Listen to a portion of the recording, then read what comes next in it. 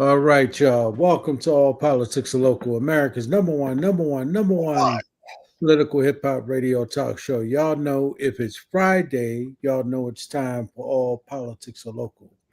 So we're gonna get started tonight. Of course, up top is gonna be the beloved mayor for the city of Newark, our brother. He's gonna be up first. We're gonna get into a little bit of everything that's going on, and then of course whatever might be on his mind. And then, of course, we're going to have our sister who's going to join us, Congresswoman LaMonica McIver. She's going to join us. And then, of course, Zaid, you want to give the rest of the rundown? Oh yes. After that, we will have a conversation uh, about No King's Day, which is tomorrow, and they're all over the country. But we will be talking about the Newark No King's Day with our own Ademo Chunga, Lawrence Am, and we will also be talking about the National Day of Action Against Police Brutality. That is October 22nd, and he will be joined by Toni Washington, the aunt of Drew Washington, who we lost to police violence in Jersey City a couple of years ago. She has been on the air with us before. It would be good to have her back. And Tormel Pittman, the nephew of Deborah Terrell, who we just lost in New Brunswick under the same circumstances. And we had a new incident in New Brunswick that sharpens why what happened to Miss Terrell was so terribly foul and so terribly wrong.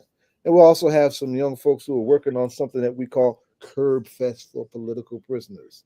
This is a music concept. This is a community-based music concept of days that comes out of Philly that we have hijacked for our political prisoners. And there's a Curbfest tomorrow in New York City for the work that we do on political prisoners in New York City. And then, of course, we wind it up with our own DJ Rhino, the latest in hip hop. And we've got a big loss in music land with the loss of D'Angelo. Yeah. I'm sure he's going to want to lift up what all that means and all the relationships tied to that.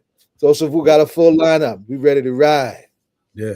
Right off the top, man, I remember Mtume telling me, man, before he passed that D'Angelo had reached out to him and wanted him to work on the album he was working on before he wound up transitioning.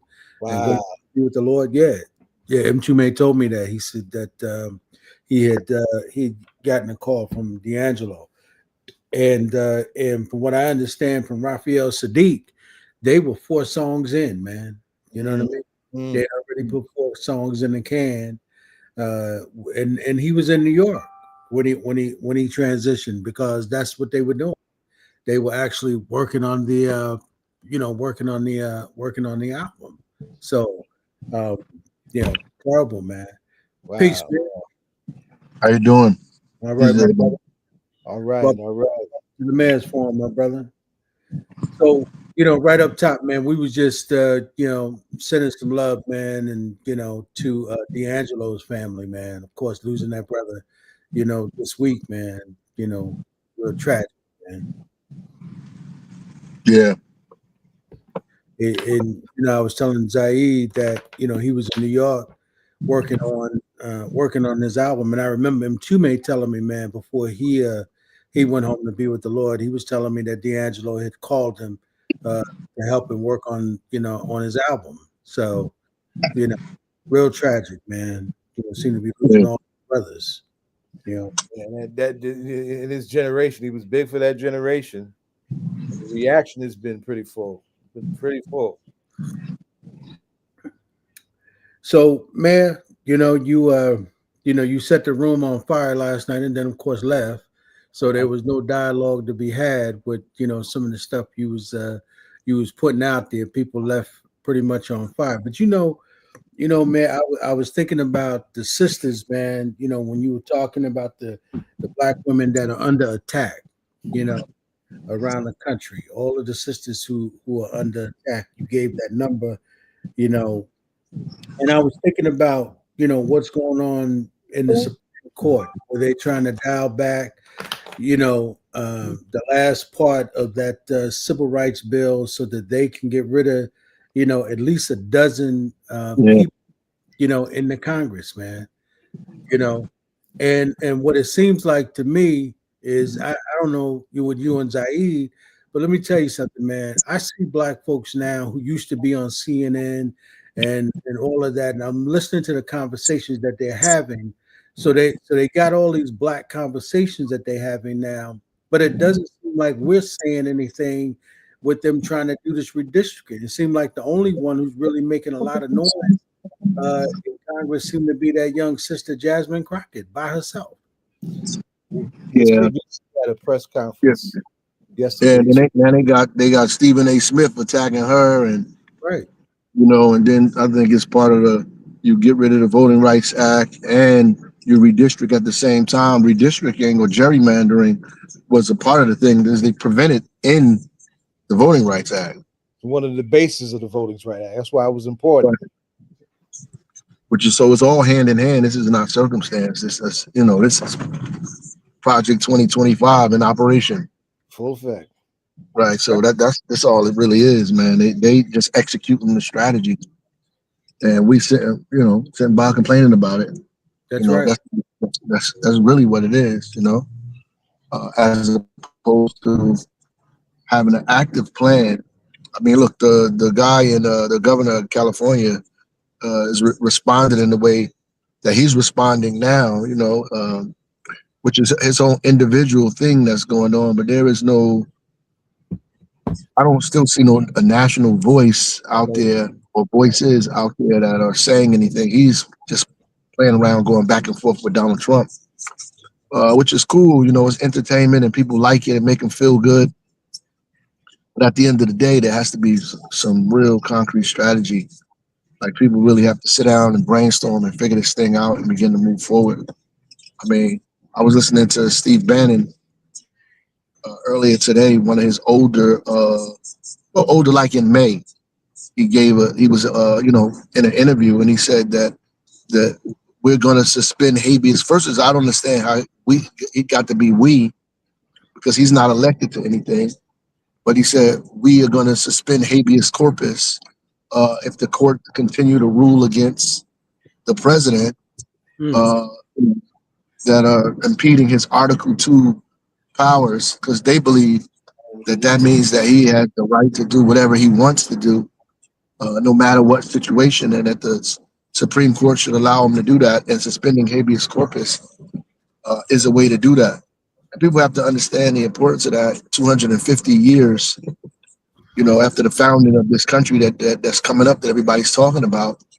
The reason that habeas corpus even exists for these folks is because the British government would detain people over large periods of time without any warrant, without any question, without anything. They just had the ability to do that. And they were trying to prevent that from happening in a new government. Principally, it's the right thing to do. Obviously, we know it didn't apply to everybody at the time, but it certainly applied to them. And if it wasn't for our struggle to make sure in the 14th Amendment, we at least got included in that, it wouldn't still apply to us.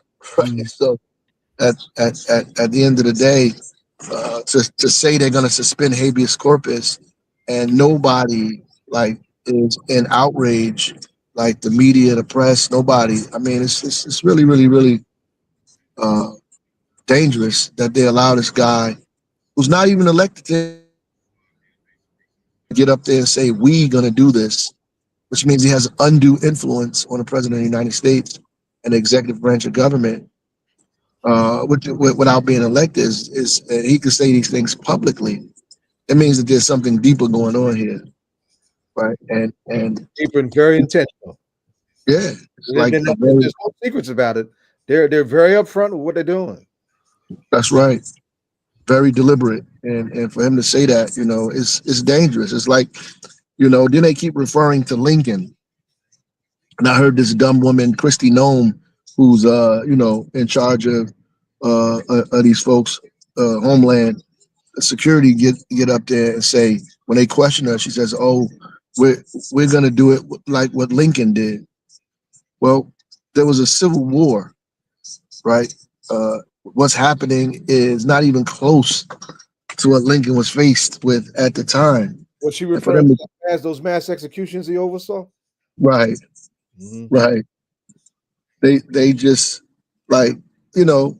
erroneously making reference to something that has absolutely nothing to do with what's going on in the present day, and people are just buying it and selling it. Look, hook, line, and sinker, and there's nobody questioning them or saying anything. I mean, to the degree that it needs to happen, right?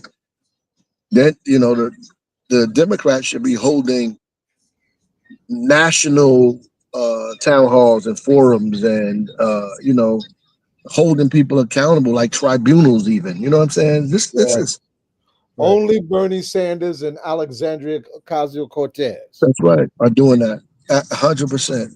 That's what should be happening. And you should hold these people accountable publicly, like call them to question, in a national audience, and judge them by the public eyes, and go over what it actually says in these documents, and what habeas corpus is, and what the military has a right to do.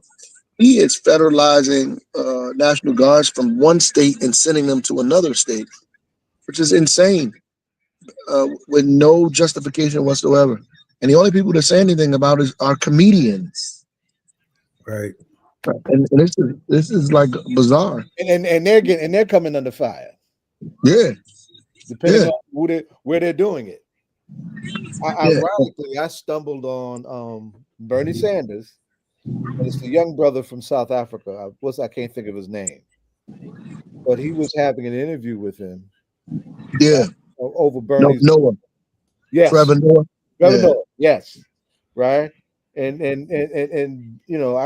couldn't stay to listen to all of it, but Bernie was giving a class, right? Yeah. All the aggression of the right wing, the beginning of the capitulation of the Democratic Party, the embrace of the Democratic Party of all this corporate money and whatnot, That's right. Away from American labor and its base. He was conducting class. It was a good conversation. But to your point, this wasn't on PBS. It wasn't on CNN. It wasn't even on MSNBC. Right.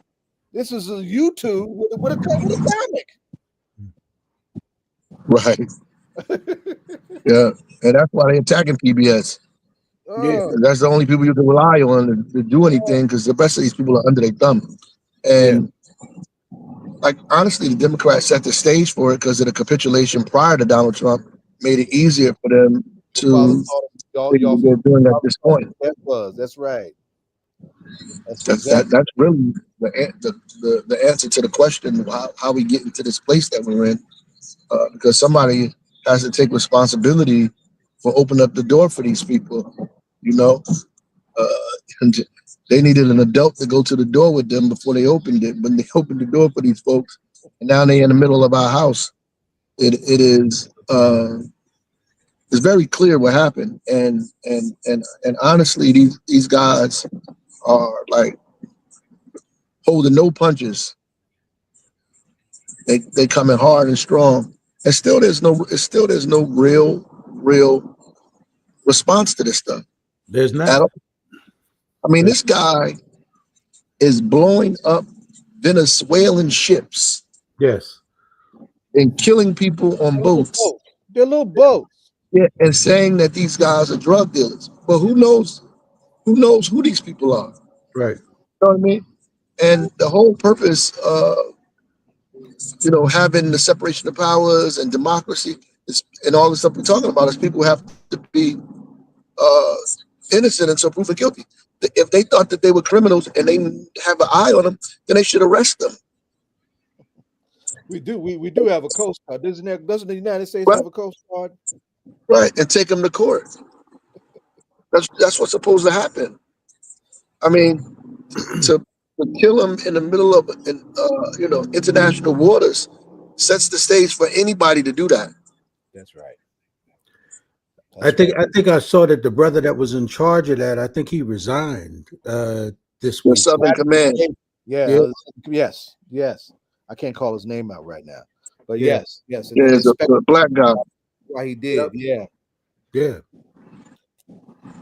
it's so ridiculous that they get to do that, and honestly, I think like the media is really like they acting like they are not capitulating. They're not asking questions. They're pretending that what this guy is doing is correct. They have to really shine some light on some of this stuff. Like, who, if anybody else's country blew up a ship, if somebody blew up an American ship leaving the coast of Florida and said these people are criminals leaving Florida to go to another country, America would respond in kind. You better believe it, right? And say, oh, these people need to be, if they did this, they need to report it to us. They need to be arrested. We have laws. We are a nation of laws, a nation of, it's insane that this is going on. And what people don't see is once you allow this stuff to happen for one group of people, you open up the door for it to happen to everybody. That's right. And that's what people should be clearly afraid of more than anything. Is that if this happens to one group, everybody, this can happen to anybody. And that's really what people should be fearful of more than anything. Is that they're making it okay, they're desensitizing you to this level of anarchy and autocracy, so that it's easier to feed you a diet of authoritarianism. So when it completely happens, you completely caught off guard. When it's soon they're giving you national curfews and showing up to your door, and the National Guard is sitting outside your house, or they asking everybody for ID, or they arresting people without warrant, without probable cause, and the Supreme Court is giving them the authority now to violate people's rights based on racial profiling, so that they can do that and arrest people even if they look Latino or they don't speak English properly. They get a chance to stop you and arrest you. This is a very, like, and I don't even want to say subtle, because this is not subtle. No, it's not. Be like a slow diet of this stuff, and soon you're gonna wake up and everything is gonna be gone. Yeah, that's just a fact. Yeah, that's absolutely true. Everything. Unless we talk about it, Kim just sent me a text that said that Trump just commuted the sentence of former United States Representative George Santos. Oh my God. Yeah, that's not shocking, but crazy, man. This guy is just going to do what he want to do. It's been evident. He's just going to do it. He don't care. He's going to do what he want to do. He doesn't care about the Constitution, the law, about the appearances, about civility, about any of these things. And that's really what they're angry at. Honestly, it's what the northern, capitalists and industrialists were angry with the southern aristocracy about at one point. That they just was open and outward and lynching people and carrying on. You know what I'm saying? And at the end of the day, like, this guy and a lot of these people are angry with Trump simply because of that. And if he talked regular and used the proper King's English and did things correctly and not mess with them, then it might be a little okay. Because some of these people want some of the stuff that's happening, or they are comfortable with it happening to other people as long as it's not happening to their children or to them. But then it's going to come a point where it will happen to them and their children. Right. There was a reporter. This is a white female reporter who was. It's always the same. Yeah, there was a kind of the unity of the little bourgeois class. They believe that somehow we going to be together at some point. But these guys are so dangerous. They'll hurt them.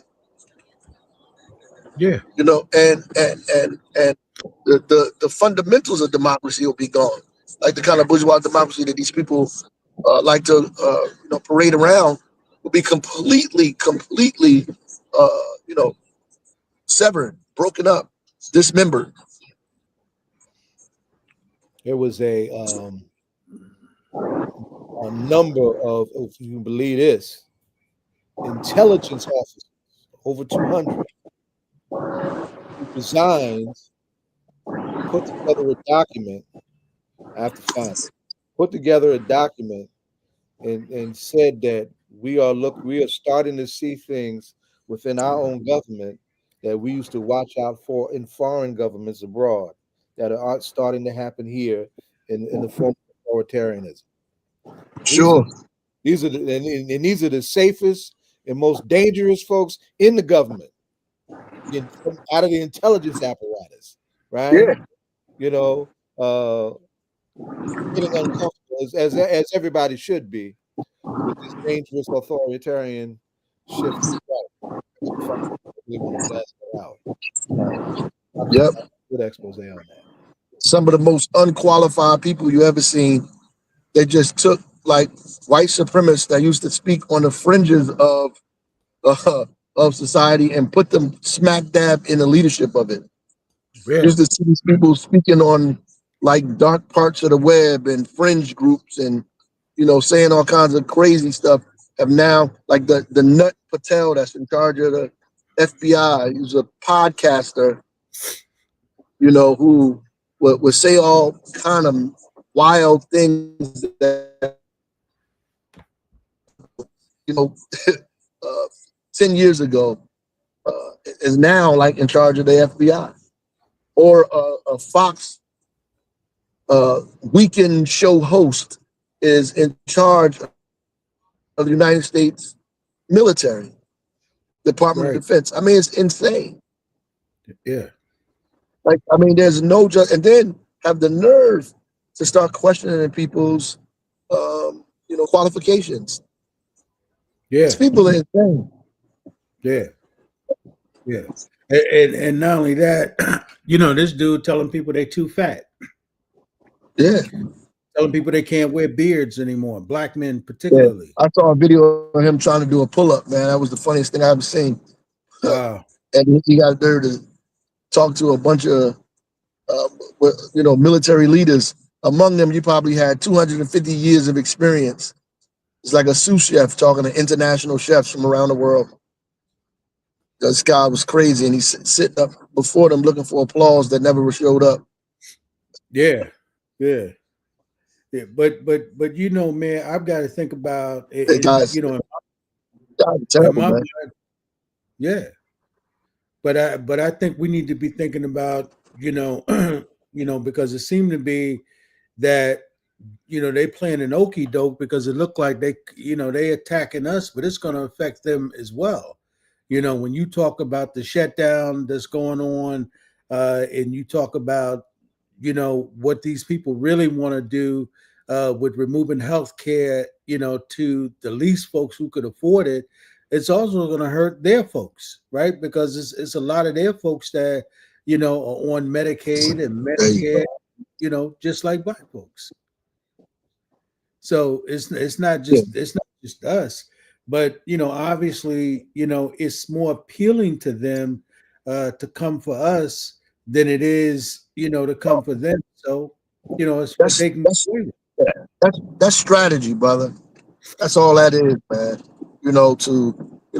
King said, the Southern Arab, the Southern Arab, the uh, how did he lay it out? The Southern aristocracy gave, took the world and gave poor white folks Jim Crow, and when their empty pockets could not feed their wrinkled stomachs, they ate Jim Crow, Hmm. a psychological bird that told them that Mm-hmm. even though they was worse off, they was still white,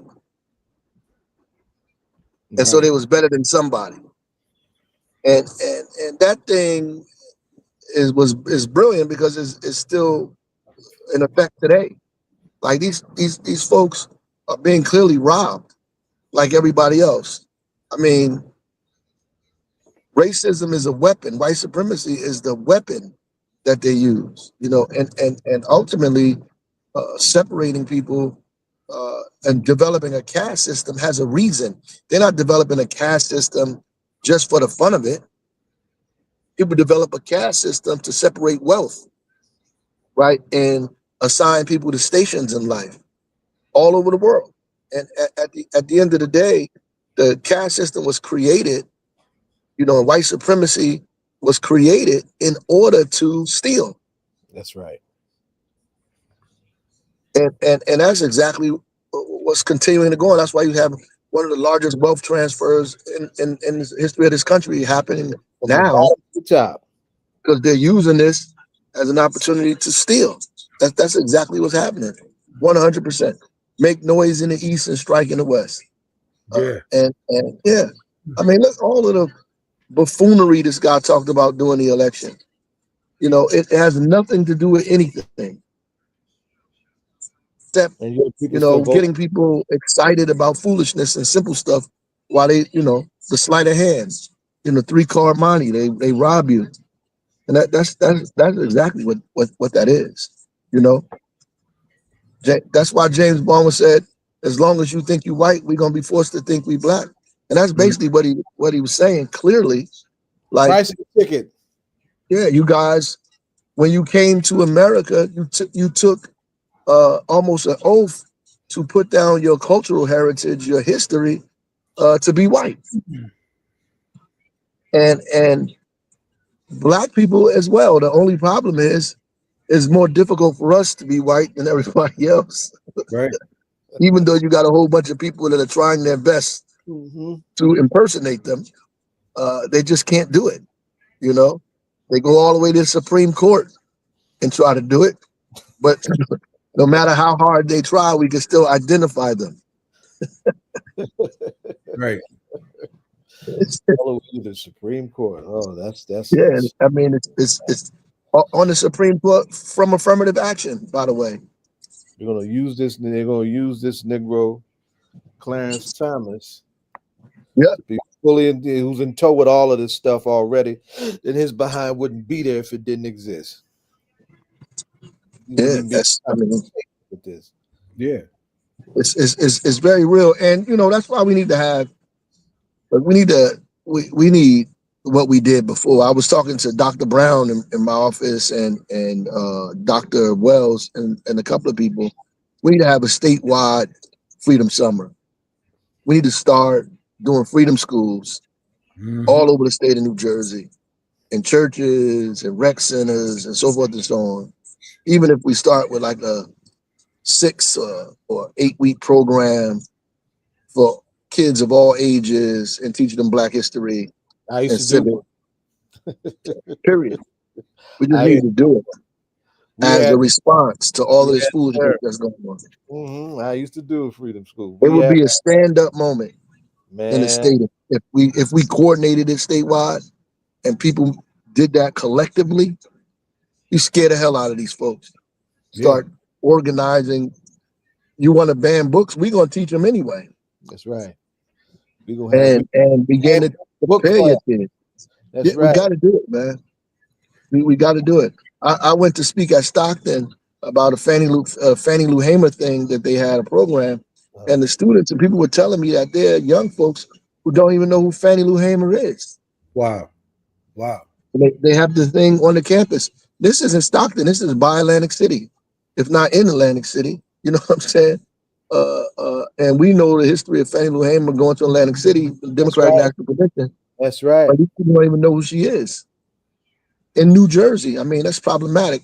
I would probably dare to say that there are kids in Mississippi who look like us who don't know who Fannie Lou Hamer is. Wow. But man, I can't remember who said it, but someone did say that a response to what's happening, with them taking, all of the Black history out of schools and, trying to destroy the Black Museum in Washington, D.C. Someone did say that we should start Saturday academies back in churches. But the problem with that is that some of the preachers were saying that they were afraid that if they do that, then Trump would turn around and attack them, and they would not be able to get some of the funding that they're getting. Started doing that. I'm glad Harriet Tubman ain't think that way. We already under attack. You can't avoid it. That's right. But that we have at this point a lot more resources than folks had before us. Yeah. There are all kind of places that we can use. There are some preachers and reverends that are still down. You know, I know Reverend Boyer is with it from Salvation and Social Justice and Listen, all these other folks. we missed each other yesterday. Yeah, You were I know down he's there with talking it. to street teams. I had to close it out. I know that's right. We need all of these people, and I mean, there's other places that we can have it. Like there's rec centers, there's other things. We just have to be creative. And I would bet you right now in this climate, like I was telling them, that people will run their kids to these programs. Yeah. And you'd be surprised. It's black folks all over the state in suburban communities will be bringing those kids to their kids to those programs as well. Mine was in the suburb. Yeah, and it's time for us to begin to respond this way.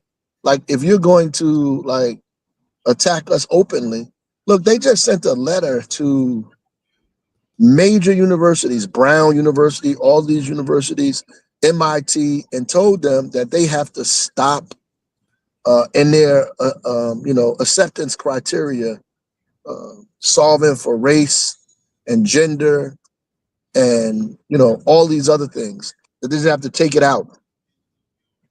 So that they making it illegal almost like to be black and brown in this country, and we have to respond in kind and begin to organize and educate our children to what's happening. Because if we don't, then these times and what's going on in the world will miseducate them. Right. Right.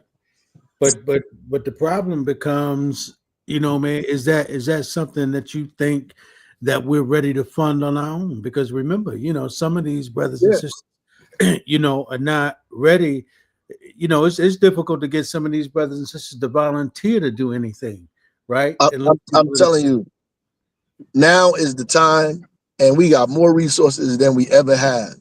City government, city leaders, you got more council people, more mayors, more. Some of them ain't gonna do it, but Those many that do, will in a groundswell of folks because they're gonna be looking for it. Some people doing it already. You got all of these Jack and Jill and all these places that set up to try to do this type of stuff. We need to have freedom schools all over the state of New Jersey. Period. Point blank. Here's a state, a Democratic state that has refused to deal with segregation. Refused. Won't do it. The court told him to do it, and instead of doing it, he's taking these people to court. Mm-hmm. Period. The Republican nominee says on TV that we wouldn't even be talking about segregation if black schools were good. I mean, these people. We just gonna have to do the self-determination part of this. And I'm not saying give up fighting for the things we need, because I'm for that and with that, and we need to struggle, but we can't give up, our right to be self-determining. We are gonna have to have these freedom schools. Right. Right. We're just gonna have to bring them back. And I think it's imperative actually to do that. I think it's imperative. Because everybody just don't have the time or the information or the knowledge. I remember my father a while ago said the problem when they were fighting for black studies, when they first started fighting for black studies, there was nobody to teach it. Mm-hmm. That you're asking people to teach black studies who haven't had it themselves. You're in college demanding that professors teach black studies who don't even know what it is. Mm-hmm. Mm-hmm. Right. So you have to have a whole host of people, artists and writers and thinkers, to be able to go into these universities and educate the so-called educated so that they can have and build curriculum so that people can actually teach these courses, right? If the difference between then and now, we have a whole cadre of people, generations of folks who know this information, who have it, who read Ivan Van Sertima, who sat under Dr. Ben and John Henry Clark, who sat under James Baldwin and Paul Robeson and Mary Baraka, who know this stuff. So they can teach young people. Even today, you got Michelle Alexander, you got Jelani Cobb, you got all of these people writing, who know this information. We can get their books and we can put it in people's hands. We got black bookstores. We got all, before they get rid of all of it, we got to be able to round everybody up and put these people to use. Yes. Uh, Which is why I think that they're. I was going to say, which is why I think that they're in many states they're literally trying to make this illegal. We have one of my friends is a debate coach in Arkansas, and he has to sue the state of Arkansas to teach anything that we teach in debate in terms of critical race, or to teach AP African American studies. oh Like yeah, he's got to literally go to court. They won one battle, they lost another battle, right? Like this is and all over. There are teachers who are in these different states that are literally scared to teach 100%. anything that has to do with race because they can be fined, jailed, lose their jobs, right? Like, and it's just crazy. I mean, the ways in which, and That this has been the last few years. and that was one of the lines of march of that Charlie Kirk. That's right. That was he Right. he was the public arm of that line of march of attack on education. He's got that list. They use that list, right? And we all know Yeah, people, some of us are on that's that right. list, right? That's right. Without question.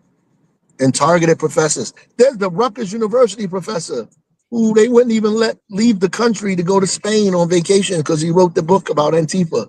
Yeah, right. Yeah. Yes. I mean, it's insane. And, you know, these people are so slick. People are talking about Antifa. I've heard people around me, in government, Antifa. They don't even know what Antifa is. I mean, they've shortened it because it's anti-fascist. But Right. everybody should be anti-fascist. Everybody should be opposed to fascism. These people have twisted Just like everything everybody around. should, right? Just like everyone should be for diversity, equity, and inclusion, but they Right. They've use twisted the it. right, and they don't say the whole word out. They don't say the words Right. out. They just say DEI. I was like, what is that? Wait. So you're Because mad they at control the diversity, equity, definitions, and man. inclusion? They control the Right, definition. They control the words. That's why they made people feel like they was doing something wrong if they didn't want to like deify Charlie Kirk. Like if you say something negative about him, we coming to get you, and you're not humane. And they got all of these Congress people to vote to Yeah. like memorialize and honor this white supremacist. Yeah. And it is crazy. Like nobody, uh, obviously they've conflated you agreeing with people being like assassinated in public because of things that they say versus being opposed to his white supremacy. right, And all of this is definition, right? It's all definition and control of the market, of the space, of that media market and the space and the ideas. And the first thing you have to do is control ideas, right? Control the definitions. That's why it was important for us to define ourselves. And once we began defining ourselves, the whole identity movement and the Black Power movement was buttressed by the Black aesthetic or by the Black arts movement, because the Black arts movement is what helped us define ourselves, right? Right. Helped us say Black is beautiful first and foremost, which is important. when you're talking about freedom schools, do you think that the most important thing about the the schools, because I think that we have lost so much because we don't even know we're in this game, is that the aesthetic understanding of who we are and being able to stand on that. Because I think that it may seem like everything comes from our appreciation and our push and understanding of aesthetics. And then we're like, oh, this is why this knowledge is important. Oh, this is why this other stuff is just foul, right? And it seems like more than just a political campaign that they waged. Like this wasn't a political, like this MAGA is not a political campaign, it's a cultural movement. And it's a culture, it seems like a cultural movement that is foremost an aesthetic movement, and the politics comes after it. And I think people are so caught up in the aesthetics that they're like, or don't recognize the aesthetics, that they're like, they don't recognize, like a frog in water, don't recognize how deep or hot it is right now. Like with what's Well, going on in honestly, Chicago, Memphis. Honestly, I think the reverse is really true. That politically, the people became so organized, and the information has been put out there. With all of these organizations, that all of the cultural workers were affected by the movement that was happening. You Absolutely. know, and, Absolutely. and there were so many organizations at the time, and all of these people didn't agree. So I don't want people to think there was like a giant kumbaya happening, because it wasn't. But at the end of the day, there was so much activity going on, right? That it began to affect the like Most Def said, if you wanted to know where hip hop was going, you just got to look at where black people was going. That the music and the art depicts where we are, and like Chuck D said, hip hop was the black CNN. Wherever Right. we are at the stage of our development is what the music will represent, right? And so that puts a lot of pressure on folks that are doing social organizing, political work, and all of this stuff out here, that we have to be more creative and how we persuade people. That's why I think these freedom schools become increasingly important, because people need to see what they don't see. They can't understand or define what's happening, and somebody has to define it. That's fair. We can't let these people define it for us. Like that's exactly what's going on. Like when you go to these No Kings rallies, I got like 3 invitations to go to these No Kings rallies. Right. Everybody is going to be there but us. Yeah, that's Mm. right. That's right. But I that but just that want was to, my point, man. It seemed like, what's going on now. Remember the folks who got those the 1964 and 65 civil rights bills passed. A lot of those folks were not educated folks. We are some of the most and best educated group of folks in the country at this point, black folks, and we don't seem to be aware of what's going on at all. And so when you say those 3K marches and we're not going to be there, you're right. It just seemed like, we're completely in a complete daze. We have no idea what the hell is going no, on. I mean, just on our behalf, man, I just think that these people are not talking to us. And that's part of the problem. They're not talking to us, and they're not including us in the leadership and the organizing of these things. And ultimately, they're organizing the people around them, and it ain't us, right? Right. Short of what Larry is going to do in Newark, these things, if you look at the list of all of the cities where these No Kings rallies are going to happen in New Jersey, most of them are suburban or predominantly white towns, all up and down the state.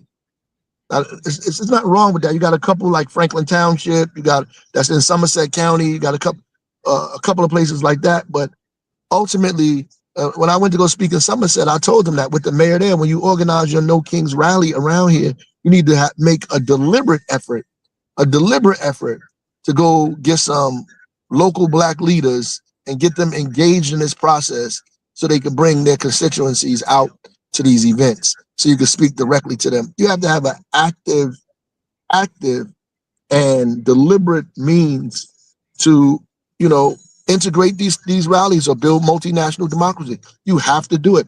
Hell, if Fred Hampton can go do it in the throes of Chicago, and go and bring these people together, that's the model that people need to use. They're just not talking to us. Mm. You can't just go to our community and say you don't know these folks and be like, oh, we having a rally in the park in Montclair to say no kings, right? Half the people might agree with that, but they don't think they're welcome at those rallies. Yeah. That's just an internal criticism of what's happening, and we can't be satisfied with what's going on. When I show up there, I go to these things, and I speak. I've spoken at the last couple of ones that they've had. I spoke at one in Piscataway. I spoke in Montclair twice, right? I spoke at the one in Atlantic City. In Atlantic City, at the Atlantic City one that they had, in a city like Atlantic City, it was mostly white people at that rally. Mm-hmm. I mean, it's a fact. We had the first one, the date of the rain. I forget what day it was. We had a good and we had a diverse turnout in Newell. Right. I'm trying to be hopeful for tomorrow too. We got some folks, I think some folks are doing some in Jersey City, and that's a black and brown Yeah, Jersey City. folks doing That's something, right. you know. It should be, to your point though. It should be more of us to be sure. But Yeah, do you think that on 100%. a do you think that part of the reason why we're not involved is that many of us understood the lessons of the 60s and they don't want to risk their life or die in the streets, right? Or in No, organizing. no, I I don't think think people so. I don't maybe even just think it's don't that know. complicated, man. I don't even think it's that complicated. I don't. I just think that people don't feel comfortable in those spaces. Mm. They don't know these people. Black people are like that, you know. At the end of the day, we don't know them. We don't know what's going on, and half of them believe that we're gonna have and our conditions are gonna.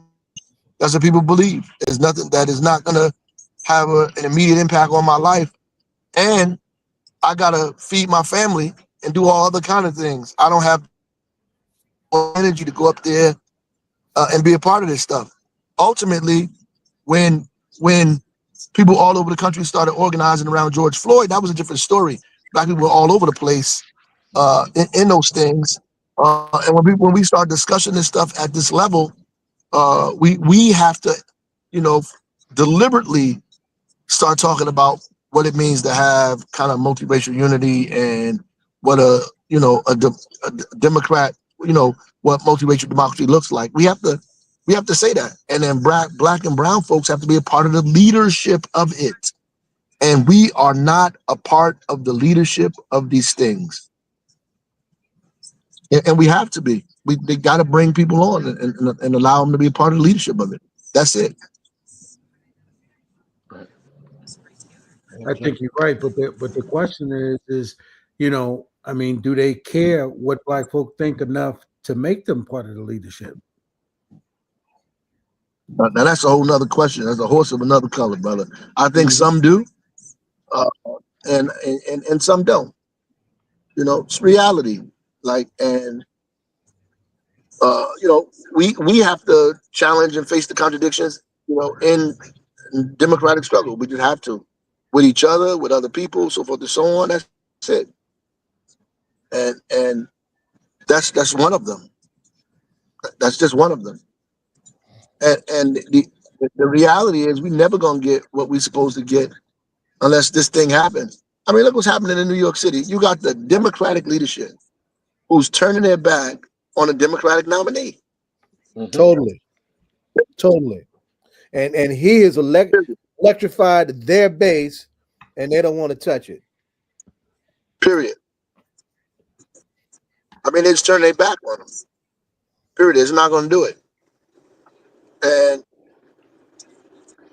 because their constituency, their money comes from two different places, right? So that's just the reality, and they just not going to do it. These guys will always figure a way to unite around, what they have in common at our expense, and have all of these people at the forefront protecting that. I mean, this man not only is the nominee, I mean, he's soaring in the polls. I mean, it makes no Right. sense He sure is. for them not to be a part of this. It just doesn't make any sense, except that it does. you know, I, and I think that that's part of the whole leadership of this thing need to change, man. The one of the problems that we had that we did, I think we should have did at the end of during that civil rights movement, that era, even the Black Power movement, we should have began formulating, which is what they started to try to do, and finish that whole third party movement, to begin to challenge, the two wings of the same birds. And do you think that that's something that's being built in New Jersey now, right? Like, as in the work that you did in the governor's race, which is why I thought always thought it was important that you run, is that it started to build new networks that could start to push back against like the craziness within the Democratic Party to Absolutely. not understand even who their base or their voters are.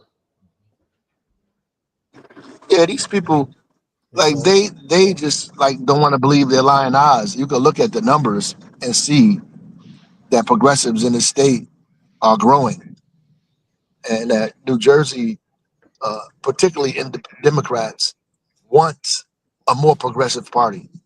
It's clear, Right. And when you say and more these folks progressive, just that's even refuse to more. recognize and embrace that.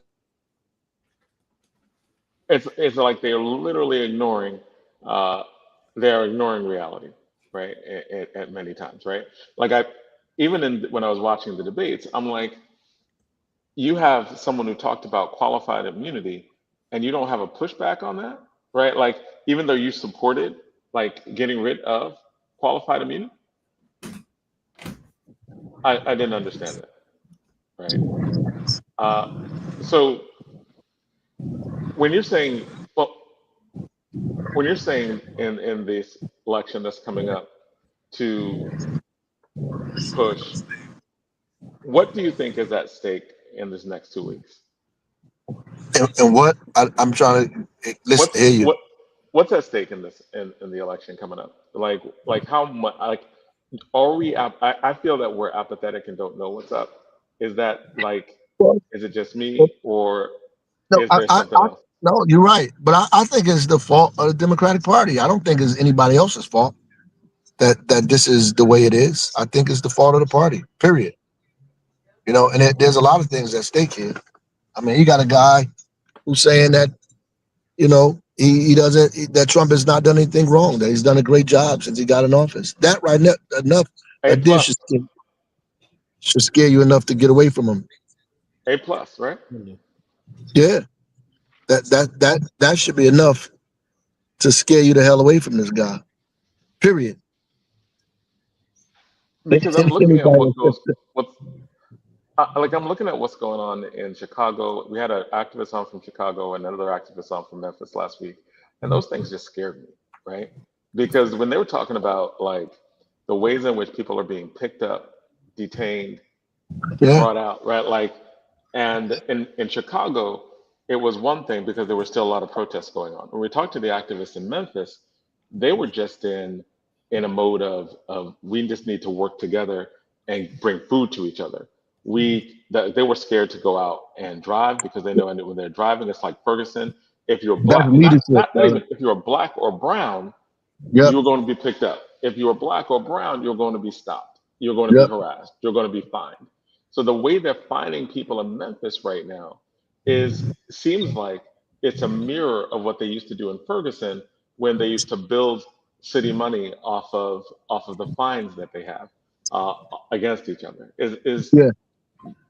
Do you feel that like if there is Republican leadership at the top, that the state police will be used in certain ways and that it becomes very, very almost violent to Absolutely. us in terms of A- our a- normal a- a- everyday life? Absolutely. Absolutely. That's why I says leadership. Absolutely. Absolutely. Absolutely. That's why it's important that people understand that. Absolutely what will happen. Yep. The state's resources will be used to suppress you even further. That's exactly what will happen. Because all of these people have shown you that they are going to capitulate to this president. This guy, I mean, even if you just look at him, the Republican nominee, if you look at him 4 years ago, 8 years ago, I mean, he was crazy, but he was never this crazy. The Right. things that he's saying now is right out of the Trump playbook. Why? Because they believe that that's what they need to do and say to win and to sustain power. They're going to do that. It's nothing. They're not going to go against this guy. He's got a wave of movement that he's created that has sucked all of these people in, and that's how this thing works. You know, it's the culture that they're creating. Period.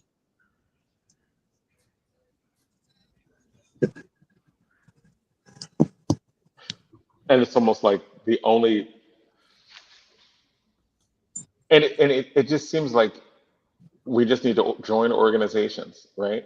Local organizations, and do something, because a lot of people feel powerless. And is it a matter of just join something, do something, like join your PTA, work that out, join your other organization, work that out, right? And do the things that you need to do civically, get involved, try to make a difference. Like, what do you say to people who just are like, this is too That's much? that's the first step. That's what Kwame Ture used to say: organize, organize, organize. You know, to say organize, organize, organize. Join the organization. You know, the AARP. I mean, the All African AAPRP, right? They treat you good And, too. and As the chair of that service. yeah, that's what they used to say. So that's the first step. Like you got to be a part of some organization. I mean, you out here by yourself, you just screaming in the wind. You have to be a part of something that can mobilize people, that can disseminate information, that can have the things that we're talking about, where people could be educated, and be a part of a larger, movement, a larger struggle. You have to be. I mean, even if you're elected to an office, you still have to be a part of something, because the thing you're a part of, even because some people that are elected to office are in the Democratic Party, but they don't participate in the Democratic Party. Right. Yeah, they're So not there fighting and pushing ideas on these people. so Mayor, if the Democratic Party is not making a major push with The- whatever resources that they have, if they're not making that major push, um, sort of what Principal Fairley was just saying, they just are not really galvanizing black folks in the way that they should. And Right. even though he voted for her, he said that he would be surprised if she won. Yeah, I think that these people think they can win these elections without us, Mm-hmm. and it's wrong. It's not. It is Yep. a bad strategy. Is a losing strategy. It is never. They can never. The people they're dependent on are not going to deliver for them. right. And the reality is, the people who have more to lose understand that, right? And that's why we come out at the levels that we come out at, whether we hold our nose or not. We do it, and all of Right. we need a greater percentage of us to keep voting over and over again. But in the meantime, this is the strategy that we have to win, right? And if they don't incorporate that strategy, they will lose everywhere. Mhm. Because the majority of white people are not voting Democrat. It's The not going to do majority are it. just not. They haven't. They haven't for years. Like, you have to go back to the '60s to get that. The mayor dropped out. Representative McIver, are you there? Yes, she is. Hey Hey, everybody. Hey, what's going on? What's up, Congresswoman? I am good. How you guys doing? we're good. We're good. We're good. How are you? I'm good. I can't complain today. Not today. It's crazy. Well, I say Okay. not in this hour. I take it hour by hour. In this hour, no complaint. It's been a crazy day. We're in the middle of a government shutdown still. And there seems to be no end in sight. And so it's been, really crazy just trying to navigate that along with everything else that's happening. Okay. And so when you're talking about the government shutdown and no end in sight, like, you're like, this can go on for weeks. I mean, at this point, they're, estimating that it'll go past a month. I mean, the longest it's been is 37, 38 days underneath the Trump administration 1.0. And right now, it just seems to be no one is coming to the table to want to work together. I mean, Republicans have declined to want to work with Democrats. And you know what Democrats' whole fight is? We're trying to make sure that we can extend these ACA tax credits for the American people. We're trying to make sure that they put back the cuts that they, did with the big ugly bill on healthcare to restore that and take that back. And so we're in a fight for that. Look, we're looking at thousands and millions of people. For me, in the 10th congressional district alone, there are over 200,000 people who benefit from ACA tax credits and Medicaid. And so, if this goes away, it's going to be crazy. People are going to see over 110% increase in premiums. Some folks have already gotten notices about increase in premiums for their health care. And so it's a mess, it's a mess. And Republicans don't give a damn about their constituents. They don't care. And this is what is happening. And so we have to fight like hell to make sure that people can afford health care, that they can get the care that they need, because in places like the 10th congressional district, that means life or death for people that I represent. Many places in rural areas, they already announced that their hospitals will be closing. Some of them, some healthcare, federally qualified health centers, where some of our constituents rely on for their primary health care at these facilities, they are threatening to close because they do not believe that they're going to continue to get Medicaid reimbursements. I'm sorry. Hello? I'm here. Hello? Okay, good. Because they're not, you're on a roll too, in terms of Medicaid reimbursements.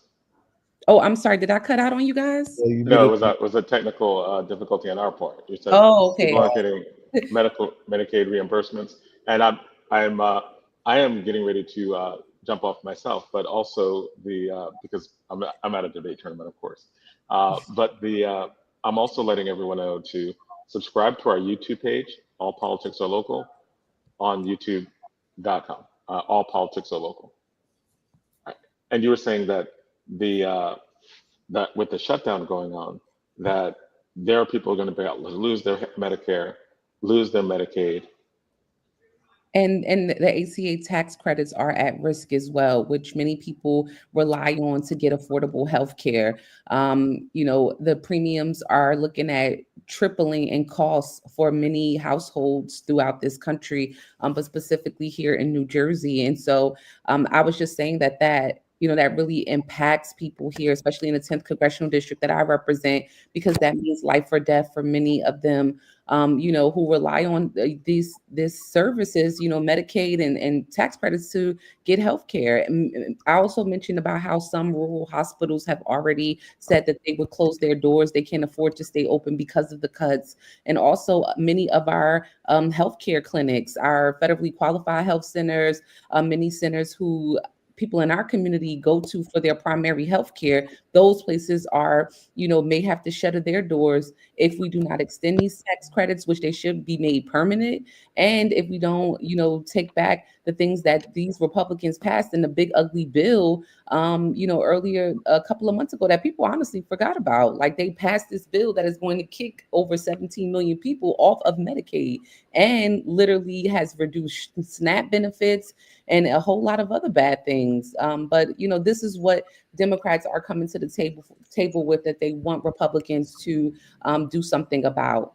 And Republicans refuse to do that. They said they'll come to the table after Democrats open back up the government. No, this is a Republican shutdown. They run the House, they run the Senate, and they have the White House. This is all on them. And they're denying folks who should be seated their seat, the young woman out of Arizona. Yes, they are denying. Oh, man, looking forward to her voice. Yes, they are denying to swear in Rep-elect Grahava, who is elected from Arizona. She succeeded her father, who passed away earlier this year, and they will not swear her in. Mike Johnson says that he will swear her in when the House opens back up, but we have seen this man swear in Republicans during performer session before. And so it just goes back to the, unfairness, the way they operate. It's a MAGA cult, everything or nothing mindset. And so they are not interested in swearing her in. This is someone who constituents have voted for her. They need representation. They've been without representation, and they elected her. She was not appointed in. She was elected by her constituents, and they refused to swear this woman in, which is horrible and honestly is unacceptable. So let me ask you a question, Monica, because I don't know how much of the mayor you heard, but he was talking about some of the things that we need to do. But the question is that he was saying that this, if we talk about this No King's March tomorrow, he was saying the reality of it is that the majority of the people that's going to be out there is not going to be us. The question is, what is it going to take for our people, right, to really understand what's going on in America? Because, and I'm saying just basically around healthcare, because what it looks like in our community, right? If you go to any hospital in our community, the majority of the people in our community have either Medicare or Medicaid, right? That's just the reality. But if they're going around acting like they just don't see what's going on, and based on what the man said, what is it going to take for us to get riled up and galvanized around this thing? Yeah. So the hard answer to that, Ed, is pain. Mm. If I had to describe it in one word, I mean, it's a mean thing to say, but that's the reality. Like pain, because a lot of I think there's a lot of factors to factor in why some Black and brown people are just removed from what is going on and why they are not engaged, right? There are many different factors of why we're here. One, Black people, brown people have been struggling for a very long time, like regardless of who's in power, even when Democrats are in power, sometimes things have not been 150% in a space and place for them where they have progressed out of that. That's the reality. Like, we have to be okay with saying that and be transparent. And y'all know how I am. I'm going to say what it is, because that is Right. the reality of the situation. People have been struggling. Kitchen table issues are whooping them. Cost is driving them crazy. They're not getting a raise at work. They can't find work. You got young Black and brown kids coming out of college having to go back home with their parents, if they have a home to go back home to, can't find a job because the job market is trash. I mean, these are all things that are problematic, in our communities. And so I think people are just like burnt out, where they're like, whatever, like, because whoever's at the helm, I've been having the same issues for a very long time. So I'm disconnected. Then you have the 92% that I'm always talking to, the 92% of Black women who delivered during this last presidential election, where we're exhausted. Like, people feel like, hey, I did my piece. Like, I delivered. We delivered the vote. We turned it out. And it's like, now you want us to go and fight, against this man who y'all the ones elected. Like, we didn't come out. We didn't come out for this man. Like, you elected him. So these are the conversations that I have sometimes with Black women who are just like, look, I am tired and I'm exhausted and I don't want to get involved right now. And then you just have the rest of the group of folks who are disconnected. They're the tough crowd to engage. They're the tough crowd to get into, the fold of this. And because of such, some people haven't felt the pain of what is on its way. From this administration. I mean, the cuts to Medicaid alone, they have strategically put those in play after the next midterm election. Like, I think I've talked about that since I've come on here, about how that is going to take effect after they can get back elected again, because they know they play on people forgetting, not remembering what's happening, just, hey, if I don't feel it, it's not happening, regardless of what people are saying. And so to me, those are some of the factors of why people are disengaged, and they won't not get disengaged until they feel what is happening.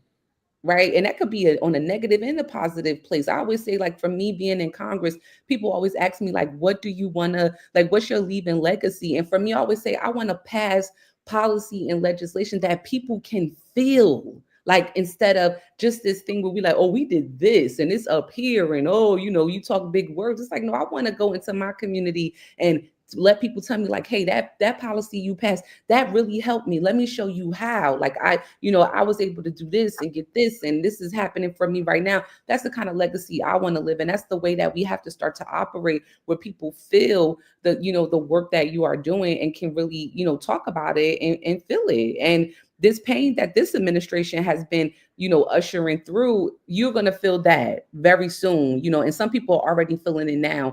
Many people have lost their jobs. I mentioned that we're in a federal shutdown. Well, people ain't getting paid. They're Right. expected to come to work and not get paid. And then all of the people who he said, screw y'all furlough, get out of here. Like we laying you off. Like we don't want you back. And he said he's not bringing them back. So is there many people that are already feeling the pain of most of this stuff, but it's going to get worse for sure. Right. The problem is when you say pain, in our community, that usually means because when we all have heard that saying that, when white folks get a cold, black folks get pneumonia. So when you talk about pain, what that really means for us is that we're going to end up dying, right? Yeah. Because, most black folks, who may have some sort of, chronic disease is probably barely going to the hospital as it is. You know what I mean? Absolutely.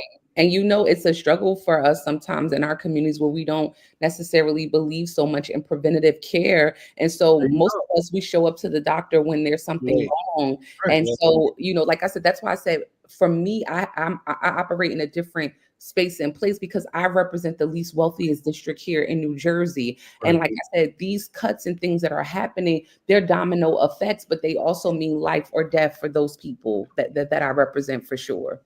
Right. Let me ask you this, because you've been one of the things. Can't nobody say you ain't been moving around your district, because you definitely have. Outside of the greater Newark area, your original base, how are folks responding to you, baby? Are they listening to your daughter? Are they listening to you? Are Yeah, they engaged? Yeah. absolutely. I mean, we have been building such a great, relationships with many people outside of this area of Newark, that I'm used to. I have 18 cities, including Newark. And so we have been really expanding base in Union County. We've been in, different areas of Essex County. I also have a portion of Jersey City. And so, definitely it's been, positive responses. But to be honest with you, Baba, too, everybody's seeing the same thing about, how they're worried about what is happening. People not being able to afford from Verona to Jersey City to Roselle. It's the same conversation. People are just extremely concerned about this administration and concerned about them affording to be able to live in this country, let alone in this state. And what's happening with our governor's race coming up. So people are just, at a really depressed and stressed place. They're worried, they're concerned, they want to know what we can do, what's happening, but then we got a lot of people that's just like, oh, that's happening. Oh, I didn't know that, and it's like, no, let me explain to you what's going on. Like, we're trying to inform people and engage them about the things that are happening. I'm So originally from Union County, so I mean, I asked you that with some some background intent. If you need some help in some of them places like Roselle and Plainfield and I think that's the one thing I never knew about you. I did not know you were from Union oh, County. the Moosons bring me to Newark, baby. When I became a Mooson, but I'm from Plainfield, New Jersey. Now Oh, I went wow. to high school in Roselle. Wow. I never knew that. Wow. I would have bet my fine dollar you were Newark born and Oh yes, raised. is that Zaid is not really one of us. He's transplanted into one of I'm a perennial outsider. us. So LaMonica, you wanna talk about the rally that's gonna come up before you have to leave?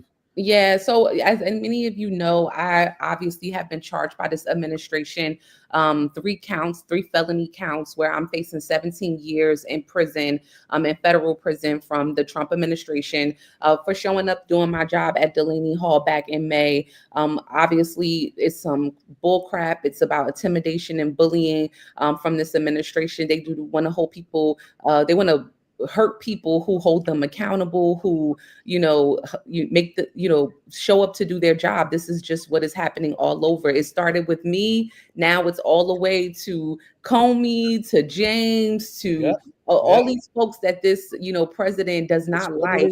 Right. He is literally just going down a war path and has truly weaponized these departments, especially the DOJ, Department of Justice, to do his dirty work. And I am one of those cases. And so this Tuesday, we're going to be having oral arguments at the federal court in Newark. My team, my lawyers put together motions to dismiss this case. And there's 2 strong motions basically specifically for legislative immunity because I was there to do my job. And then secondly, this is vindictive prosecution. And you can just watch the news every day and see why this is, a prosecution based off it being me being a Black woman, a Democrat, of what this administration is doing. And so we're going to be arguing those motions in court on Tuesday. Look, the bottom line is it's not so much just about me. It's about what this administration is trying to do. This thing is bigger than just me. If they can get away with charging me and sending me to prison for doing my job, they're going to do this to every elected that they do not agree with, up and down the Democratic line, and even to some Republicans. Right now, just a couple of seconds ago, Trump announced, a running mate, and basically was talking bad and trashing one of the Republican colleagues of Thomas Massey from Kentucky, who has been a strong critic of the president in this administration. Literally, he's been one of the main people pushing for the Epstein files release, and really has just been a critic of the administration since they've gotten here. And so they're targeting him as well. This is what this administration does. This is what this president does when he does not like you, when he does not like to be held accountable. And this is what, we're going to continue to see each and every day. There are more threats coming from this president of prosecuting people for doing their job and folks that he does not like. And so, we really have to stand up for our democracy, because once again, that's what it's about, right? They can get away with doing this. They're going to continue to be unhinged and rogue in doing the things that they are doing. And so many organizations have been, putting together rallies around this stuff that has been happening in Newark. Many organizations are going to be here. I thank those organizations for their support and the rallies that they're having. Of course, Brother Larry Ham and many others who have just really been, standing tall and not intimidated and, fighting back and, speaking truth to power. It is very hard in this very moment to be a truth teller. Very hard. And when you are, literally, you are targeted. And so this is what we are dealing with. And so I just thank everybody for their support. I thank you all for this platform to continue to talk about the case, continue to talk about what is happening, and to continue to be in the truth telling, This is your platform. Absolutely. On that. This door was open before you. What was going to happen next when you was still in council, get ready to go down to watch it? The door is already open for you. Absolutely. You've been a friend of our program since way back. So we just needed you to figure out when you're gonna come. That's it. Well, thank you guys so much. I'm grateful for that. Yeah, the question I always have for you is the same one I always have for Keisha Yuri, and that is, what are you doing to actually take care of yourself, right? Like, this is when you are involved in the struggle, right? Like, you are the center of what I think is a national campaign of horror. So I'm really asking, what are the things that you do to actually take care of you? And that's probably important for a lot of people who are in your position or in a position of getting attacked, right? In the way that I think you're being attacked from the highest levels of government. Yeah. Hey, LaMonica, before you answer that, I just want to be respectful of your time. You okay? Yeah, I'm good. I'll end with that.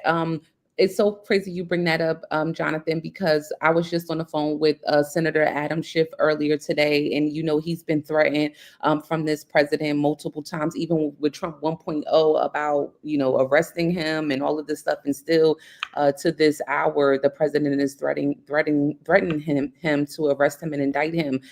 But for me, the one thing that I've been doing is just soaking in joy, right? And during the CBC time, I had like this panel of Black women come and talk about like, how do we retain our joy through this time that we're going through, because it's so heavy and it's very stressful. I mean, I'm literally raising a separate $1 million for this case, like running all over the place to do so, because there's no free attorneys that's, doing this case for me, right? We can't even accept free services via ethics, right? That's against ethics policy to be able to have have free attorneys to do this case. So you have to fundraise and raise dollars to literally fight for my life. Like literally, I'm not a millionaire. Like my family is not, trading stocks or anything. I'm not trading stocks. Like I am a regular, Black woman, young girl from the city of Newark, worked her way up. So I have to raise money for this case, to say the least. So it's very expensive. But through all of that, I try to find the time to soak in joy. And so when people see me out and about, they're asking like, hey, how you doing? Like, that's rough. I'm like, yeah, it's really rough. Like it's screwed up. It's rough. Everything is bad, but I'm exceedingly blessed. I am doing well. I'm breathing. I'm still working for the people of the 10th. And because I just refuse to let this administration, this president, this racist president, and these people snatch the joy out of me, and snatch, everything that has built me, everything that I am, to snatch that from me, because that's a part of the systematic thing that they work on too. The part of this is built to strip you down, to drive you crazy. And I just refuse to do that. So Jonathan, I bask in joy every moment that I can. And joy I find in simple things of just watching my favorite show on TV, spending time with my 9-year-old daughter, with my husband, with the people in the 10th. Honestly, people always talk about how they don't like going back to their district. I love coming back to my district. Like if I could leave Washington, D.C., come back to my district, and I'm all around at these events and things, that brings me a lot of joy, because I love being home and being of service to people and talking with them. Maybe it's the part of me that came from local government and local organizing that, instills that in me, but I love doing that. And so I'm always finding pieces of joy every day in everything that I do. And I try to share it with many people too, because everyone's going through it, like especially my colleagues. Like we're just like burnt out, and I'm like, hey guys, look at this good piece of joy I found today. I'm sharing it with you. Hope it brings you a little joy. And so I'm always doing that. But that is what I'm doing, Jonathan. Just finding everything that I do every day, through every step that I take, a piece of joy. Well, Thank you. I tell you this, Congresswoman. I think we love you, and Absolutely. and on the real side, we your brothers. We'd like to be down there and put some foot in somebody's ass. And that's for real. So, you just need to take said it care before I said it. Y'all know how I get down. So you need to take care and let those folks know for real you from Newark, and that's real. That's right. And we don't play phony. We say how it is, but they keep pushing you. We're gonna push back now. So And the other thing is this too. I have worked to get political prisoners out of prison all of my adult life. And that's been a long time, longer than you've been on this earth. Right? And we don't need no new political prisoners. Yeah. We holding the line on this on this here. And I sent you that link. I saw a guy on MSNBC. He said it all started with you. Yeah. That's the Democracy Docket. They've been great. They're always truth tellers as well in this work. And so, like I said, thank you guys so much for having me. And anytime I can find time to get on here, really, I look forward to always being back with you all. Yep. Well, LaMonica, we love you. You're our little sister. Very proud of you. All you got to do is, this is your platform. You don't need to let us know. Let us know when you're available. Thank you, guys. I appreciate you. All right. You take care down there. All righty. See you guys. All right, Congresswoman. All righty. Bye. Oh man. Yeah, we can't make this stuff up, man.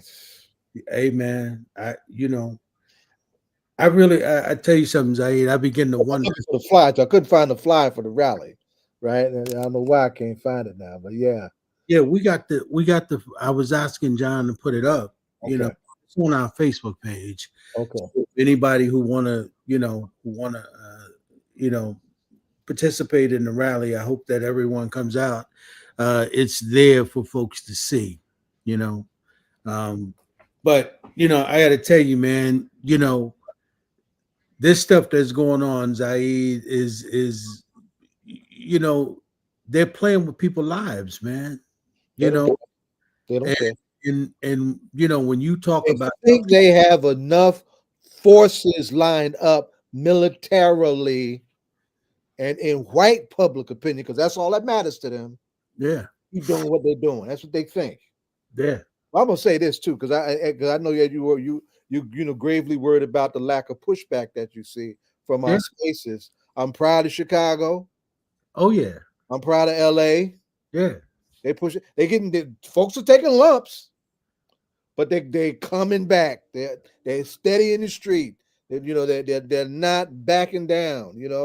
And they're resisting. And these folks just they don't know what to do. And you would have think that the George Floyd summer would have taught them something. No, they want to figure out ways to overrun the capacity of another George Floyd. That's what these Cop City things is all about. Right. Right? Oh, I mean, the degree of complicity of so many elements within this national structure and within the public that are down with this clown, is not to be dismissed. But at the same time, I want us to appreciate the character, the depth of the resistance that does exist in our faces and spaces where it's actually happening. Our own councilwoman just popped in. She ain't say nothing. You're on radio, baby. You got to talk. I'm listening. Sorry I'm late. Sorry, Miss Congresswoman, and of course Mayor Baraka. The pushback, and like you said, Chicago is definitely giving me life. What's going on there? But I know. I think I may have sent it to everybody that there was a movie called American Violet that happened in Texas, and it was based on a true story. Mm-hmm. And the ACLU was very active in that movie. They tell the story how they, brought helicopters in on this mid-morning and locked up everybody, looking after gang members and drug dealers. And in the whole premise of this story, it was about how many people take pleas. They cop out to pleas, but there was one sister who didn't take it because she didn't do anything. And and even though and this sheriff has been reelected, I don't know if he's still reelected to this day, but even after that movie and all of that press, he was still reelected. And so one takeaway is like voting has so many consequences, and not voting. We got to get out and vote. I know I was very confident. I was so confident that if in 2008 and in 2012, we all stood up and came out for a Black man, what were we going to do for a Black woman? But this whole thing of America not ready to have a woman in leadership is a big issue. Number one, I mean, it's and even as Kamala goes around with her books, people are attacking her to the point. I don't know if people saying she's like, hold up, I'm not the president, and people are making, the different podcasters, like people are paying coming to these book signings and everything. And they're still, just giving her a lot of grief and everything. And now it's like, well, what about this? And what about this? No, if you would have voted for me, we wouldn't be having this problem. And, and now was and I don't think the decision has come out from the Supreme Court justice, but Supreme Court, but what was before the Supreme Court yesterday in terms of the Voting Rights Act. It's Louisiana, they're going after provision 2 of the Voting Rights Act. Right. And what's going to happen if they, in fact, do what everybody's predicting they're going to do? People, we have to come out and vote. And what's right here before us in New Jersey on November 4th and in Virginia as well. But for us personally, what's, right before us, we have to come out and vote. Many of us, and probably is people's grandparents that are just dying in this generation who actually maybe couldn't vote, if it's women we're talking about, but who definitely went through a lot so that we can just walk into a ballot box and then exercise our vote and say anything we want to say, and it's horrible to the point. And I know I don't know if it's come up so far, but you just had the case of all of these young Republicans who got caught on quote unquote a hot mic or a chat, Oh yeah. you know, Mhm. saying things that Blatantly racist and fascist identifying stuff. Whether we're watermelon eating people, monkeys, and it's Hitler just was the man. horrible. Mhm. Yeah, it's a Let lot. me And, ask you something, Madam Councilwoman. Let me ask you this though, because you put it you said something in connection with the outgoing vice president, but is it needs to be examined to the degree to which it's going to be a factor in November here, right? Mhm, Raise the question of sexism, mhm. right? How much of a factor do you think that's going to play in the November election between Sherelle and Chitterelli? And now it's very clear to me that white men are not going to vote for her, Yeah. and they have behaved like this before, Mhm. right? But what say you? What are your thoughts on that? We had chairman on, and we He'll discussed, be on in a few minutes, a little while too, on another subject, but he'll be on in a little while too. Go ahead. um, but just in terms of Chairman Jones. Oh, I'm sorry. I thought you were talking about that. See, Oh, Larry, no, Chairman Jones was on yeah, last gotcha. week, and we were talking about, voting and everything. Now, and I think you even mentioned, I think you've seen her in the rooms, that in the rooms, she really rises to the occasion and everything. So I really believe that there has been new commercials, and that I'm pleased about, that there are different commercials out there other than the commercial that we've seen for so long.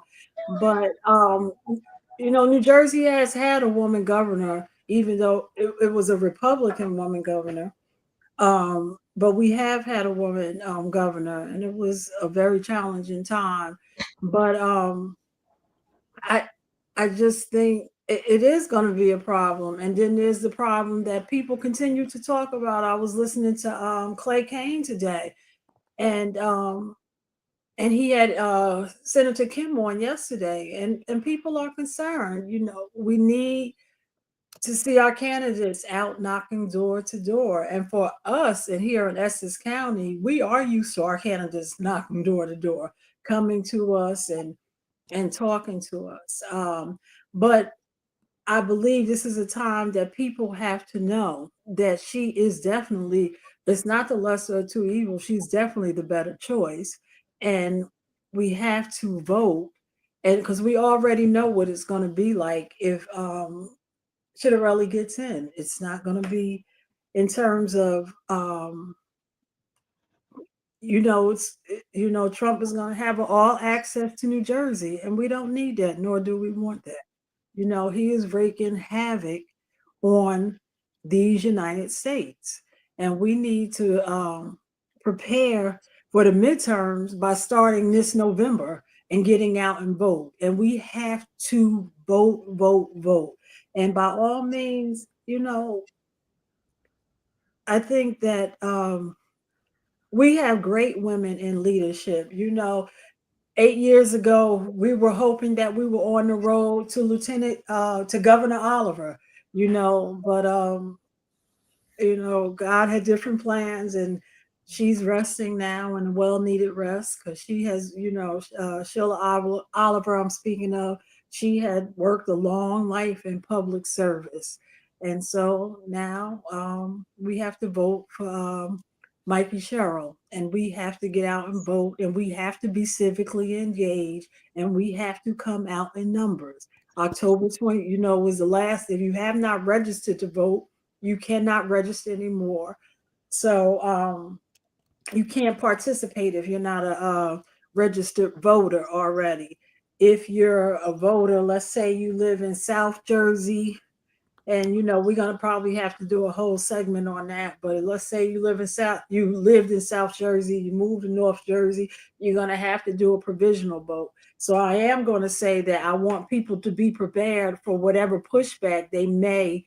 Okay, thanks, Aida. You was looking to see a Whitman endorse. Okay, No, I like that. I'm just making a point. I want to bring it out of you. Yeah, that Whitman endorsed. So I'm glad that I didn't know that she endorsed her. So that's good. and it says a lot. And that we have to get behind Mikey Sherrill, and we have to push it. Listen, it's not all about candidates just getting elected. We have to elect them People have on to get in there behind. Ain't no doubt about that. yeah, and hold them accountable on Wednesday, and we have to stay holding them accountable, and we have to and I will say that the lieutenant governor candidate, he will be in Newark at my church, St. James AME, on the 26th. So for everybody that wants to hear and see him locally, he will be. And this weekend, Mikey Sherrill will be campaigning with Westmore in Newark as well. But here's the problem, Donna. Mhm. Right? I don't, I don't know if you saw Brother Kafele's post, but it is still a real problem because, and the mayor said the issue really is the Democratic Party because they have not galvanized the electorate, right, in particularly in New Jersey and in Essex County in particular, right, because because these folks are acting like, and you all know that there's the red bow tie brothers that are out Mhm. there that are pushing Jack Chiarelli. Mhm. So, and we know that I mean, if Jack is elected, we get Trump. I mean, that's basically what it is. That's Jack right. Chiarelli is Trump, Right. right? And so, but the problem is that the mayor gave this litany of, yeah, and so did the congresswoman. Kind Mhm. of why black folk are in the state that they're in, right? Mhm. Because we're worried about so many other issues, right? Mhm. And all of these other things that are going on, we really are not paying attention and understanding that the issues that we're dealing with, most of them are because of political decisions, right? Mhm. And the problem is that, like Capele says, well, how do we galvanize our people at this point, though? How do we do Mhm. that? Right? Because you've got to excite black folk, right, to the point where they understand. I mean, of course, she's not Mayor Baraka, she's not Mhm. Barack Obama, right? Mhm. But the question is how do we, and I really do believe it is a matter of money. I think that the Democratic Party have got to be willing to spend some money. Yeah, You've and always said that too, Ed. yeah, Huh? and You've always said that too, and they got the money. Yeah, right, they and, because what is the and money going to do for them if after that Trump wins? I mean, and I'm right. telling you that this is the same thing that happened with Hillary. And I remember Mhm. when Tamika came on and she said that she had called those guys in Brooklyn personally who was in charge of our campaign and told them that they were not spending enough money in the black community, As right? well as Donna Brazil did the same. Yeah. Mhm. And so you've got to, you know, I mean, what do we got? Like 3 weeks left? Yeah. And I'm saying in 3 weeks they've got to be willing to empty the bank. Right. And And that's the whole thing, because I don't understand about this whole thing. It's you raise campaign money to campaign. So what are we holding on to the money for? And I can remember when Mayor Baraka first ran, and Mayor Baraka, he has a very um traditional way of campaigning, as well as meshing everything that's new in there from the campaign ads and everything. But at the end of the game, at the end of the day, his ground game is flawless. He touches, I think, in the city of Newark, touches it twice, and and he did the same from Jersey and took nothing for granted. There's nothing entitled here. I remember in the AME church, you run for the position and leadership of bishop and everything. And I remember our presiding bishop said, nobody's entitled to a seat. You will have to work for this seat every time it comes up. And people have to understand that there's no sense of entitlements. And I sent out a poll that Assemblyman Holly has sent out about the numbers being about the polls. They keep saying that Mikey Sherrill is in lead, and Right. and he said that it's a lie because in fact Jack Chiarelli is in lead. And I was like, I hope these polls, because remember The Well, polls with it looks Hillary, like he's dancing with Chiarelli. huh?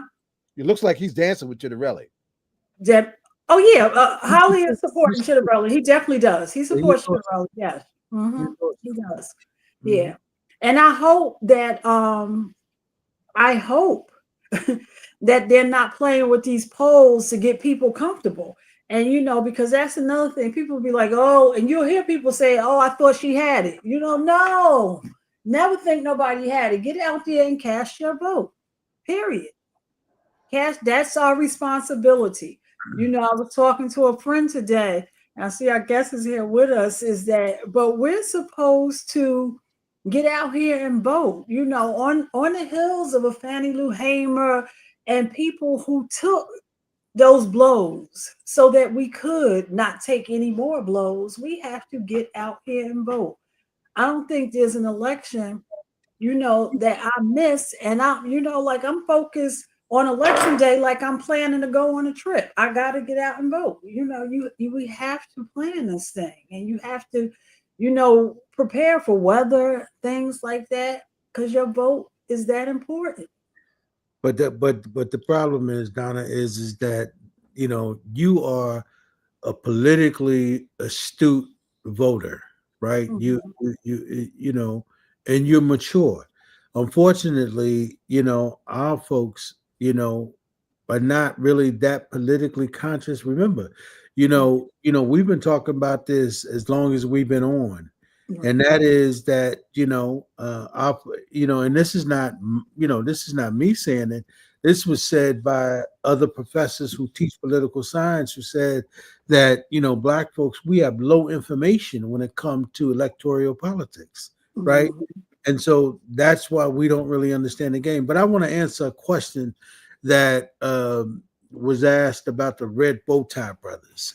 The Red Bow Tie Brothers are a group of brothers in the city of Newark who wear red bow ties. They are Muslims, and they are supporting Jack Ciattarelli for governor.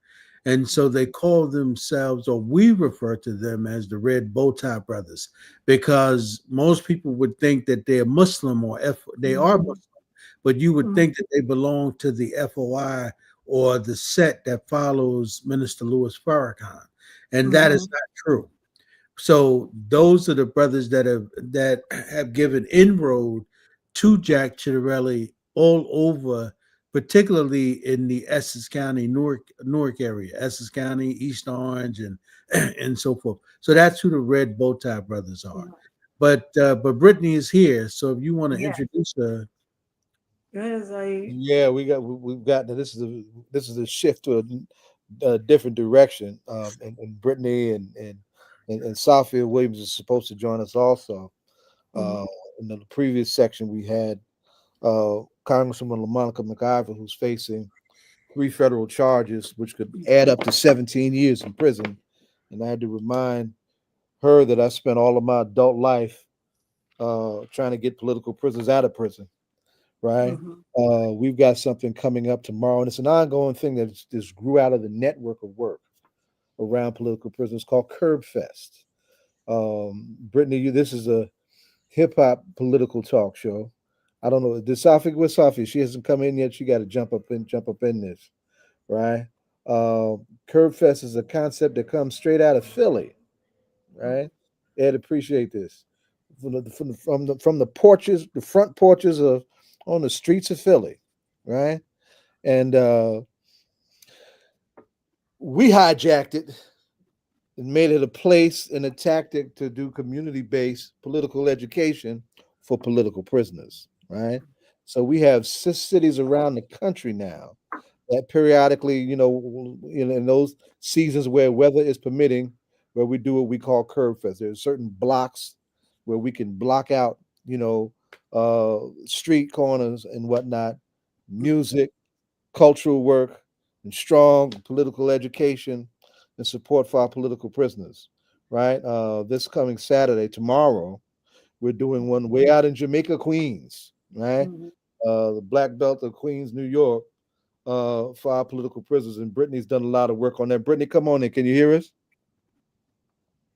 She's muted. You're muted, Britany. Give me one second, phone. I'm Now we so can hear you. sorry. Can you hear me good? We can hear you loud and clear. All right, that's wonderful. My mind has been all over the place, and just as you could imagine, preparing for tomorrow. I I can't wait to just lay in the bed and do nothing. I know But that's right. but all of the hard work for our elders, and all of the work that has been put into putting Curbfest together. I am honored that I was introduced to this legendary um, um, gathering. Although it's as far as I know the fourth annual for New York. It's a big deal because people, I see posts on Instagram talking about it's time for us to rally or save our new political prisoners, and it's insulting. Like nobody knows about the elders who have been behind the wall for the last 20, 30, 40 plus years, of elders who sacrifice years of their life, years of time with their family, years of just being able to experience what life on the outside is, good or bad. It's just not being able to get a sense of how life has changed over time. And for us, they sacrifice for us, and I do the best I can to play a part in anything that we can do to raise awareness, much less the consciousness about the existence of political prisoners in the United States, much less internationally, and all over globally, all over the world. um our elders, Mumia Abu Jamal, Imam Jamil Alameen, Kojo. I apologize about the noise. I'm so sorry. But the list goes on, and I would encourage folks to go to the Jericho Movement website to look at all of the other names, Shinachli, and read up on the information that is on that website about the elders that we are supporting. There are groups all over the United States, Houston, New York, Philly. We are doing the best we can to come together, to work together, to bring them home.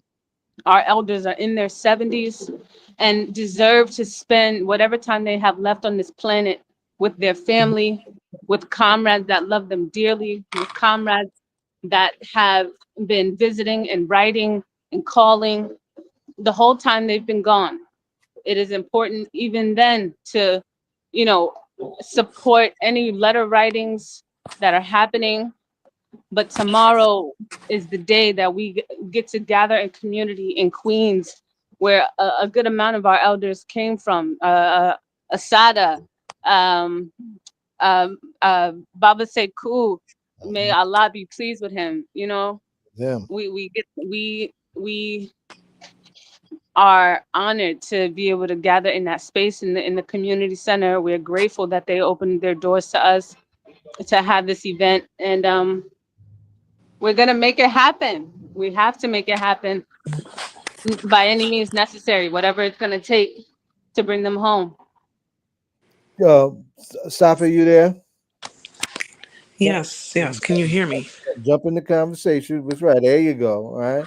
Jump in Okay. the conversation. You heard Brittany open up and give an overview and whatnot. What do you want to add? So, and I want y'all to really amplify what Curbfest actually looks like better than I did because I'm the old head in this conversation.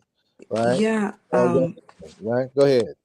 I thank you all for the invite onto your program. I have been tuning in for the last few minutes, and yeah, as Sis Brittany had mentioned, Curfest is truly an opportunity for us to engage the community members about political prisoners, just because we know in this country they claim to not have any political prisoners. So we really like this year, this time of the year when we can do Curbfest, because this is a moment for us to really educate our communities about political prisoners, but also have members of the community see and understand why this struggle is so important, the sacrifices that political prisoners have made and continue to make. And the great thing is, we're not speaking to the community, we're speaking with the community, and just being on the streets, on the sidewalks, and being able to engage, interact, commune with community members as they are going about their day to their particular stores and events. So it's really an exciting time. And it's also important that we remember how much, the community needs to see other people come and engage with them without, asking them to do something in particular, or without expecting them to must show here or show up there. A lot of times we say that, so many times politicians tend to come to our communities when it's the time to vote, and no other time do you see them. But I think what I like the most about Curbfest is that we're not coming in to do anything particular except to engage and to communicate and to really be one with fellow community members. So we want people to turn out. We've been doing a bunch of promotion. Members of the organizing group here in New York have been going out to the areas of Queens and speaking with business owners and speaking with people while they're waiting for their buses or while they're in the parks, and really getting the word out. Because again, we don't have these events advertised on mainstream media, and we know why. So we have to be that mouthpiece for ourselves. Well, let's take it up another notch. Now, we got stuff coming up too. We have some urgent situations with several of our freedom fighters, right? And let's focus on three for a moment: Mumia, Kamal Siddiqui, and Imam Jamil. Right? You've made a mark for yourself in our circles, in particular in terms of your work in support of Mumia Abu Jamal. We got something going on Monday. Talk about it. Yes, yes. So on Monday, um, folks from New York and New Jersey and the surrounding areas, we're leaving earlier. Mm-hmm. Yes, we're leaving early Monday morning, perhaps 7:30. And listen, this is open to folks. Anyone that wants to come, please be in touch with me or Baba Zaid to get more information. But we're leaving early Monday morning from the Union Square area to get to the prison, to the Pennsylvania Department of Corrections, all the way in Mechanicsburg, Pennsylvania. And we're going there because, as some of your listeners may or may not know, Mumia Abu Jamal, a very long time held political prisoner, has been in prison since 1981, and now at the age of 71, he's having serious eye issues, and he's been able to get some treatment, but we understand that that's not enough. He needs to see regularly, consistently, a retinal specialist, and that has still has not taken place as it should. So we're making our presence known at the Department of Corrections. This daughter is so polite. I got to turn it up a little bit. Right? Let's be clear. Mumia almost went blind. Yes, yeah, We had to raise hell for almost 9 months to get him an emergency operation that he had that was made his condition totally treatable, by the way, right? To save his sight. So you got to stick the knife in, baby. right. Right? And folks and think and we and that happened. People, he was able to receive that cataract surgery because people went to the prison, and a couple days after, we were told he received that procedure. So we know that there is power in showing up. We know that there's power in sacrificing and being out there in the streets and showing up to these people's doorsteps. So we're going to the Department of Corrections, and we don't know what exactly will happen, but we're not going there just for Mumia's freedom. We're going there for the many other Pennsylvania inmates who are suffering with all kinds of ailments that are being ignored because they may not have a Mumia as a name, or a large case. So we'll have a lot of information there to show that a lot of what's happening is neglect, elder abuse, And as we are claiming it now, death by incarceration, DBI. So again, we're not stopping. We're going to continue to do these kinds of trips.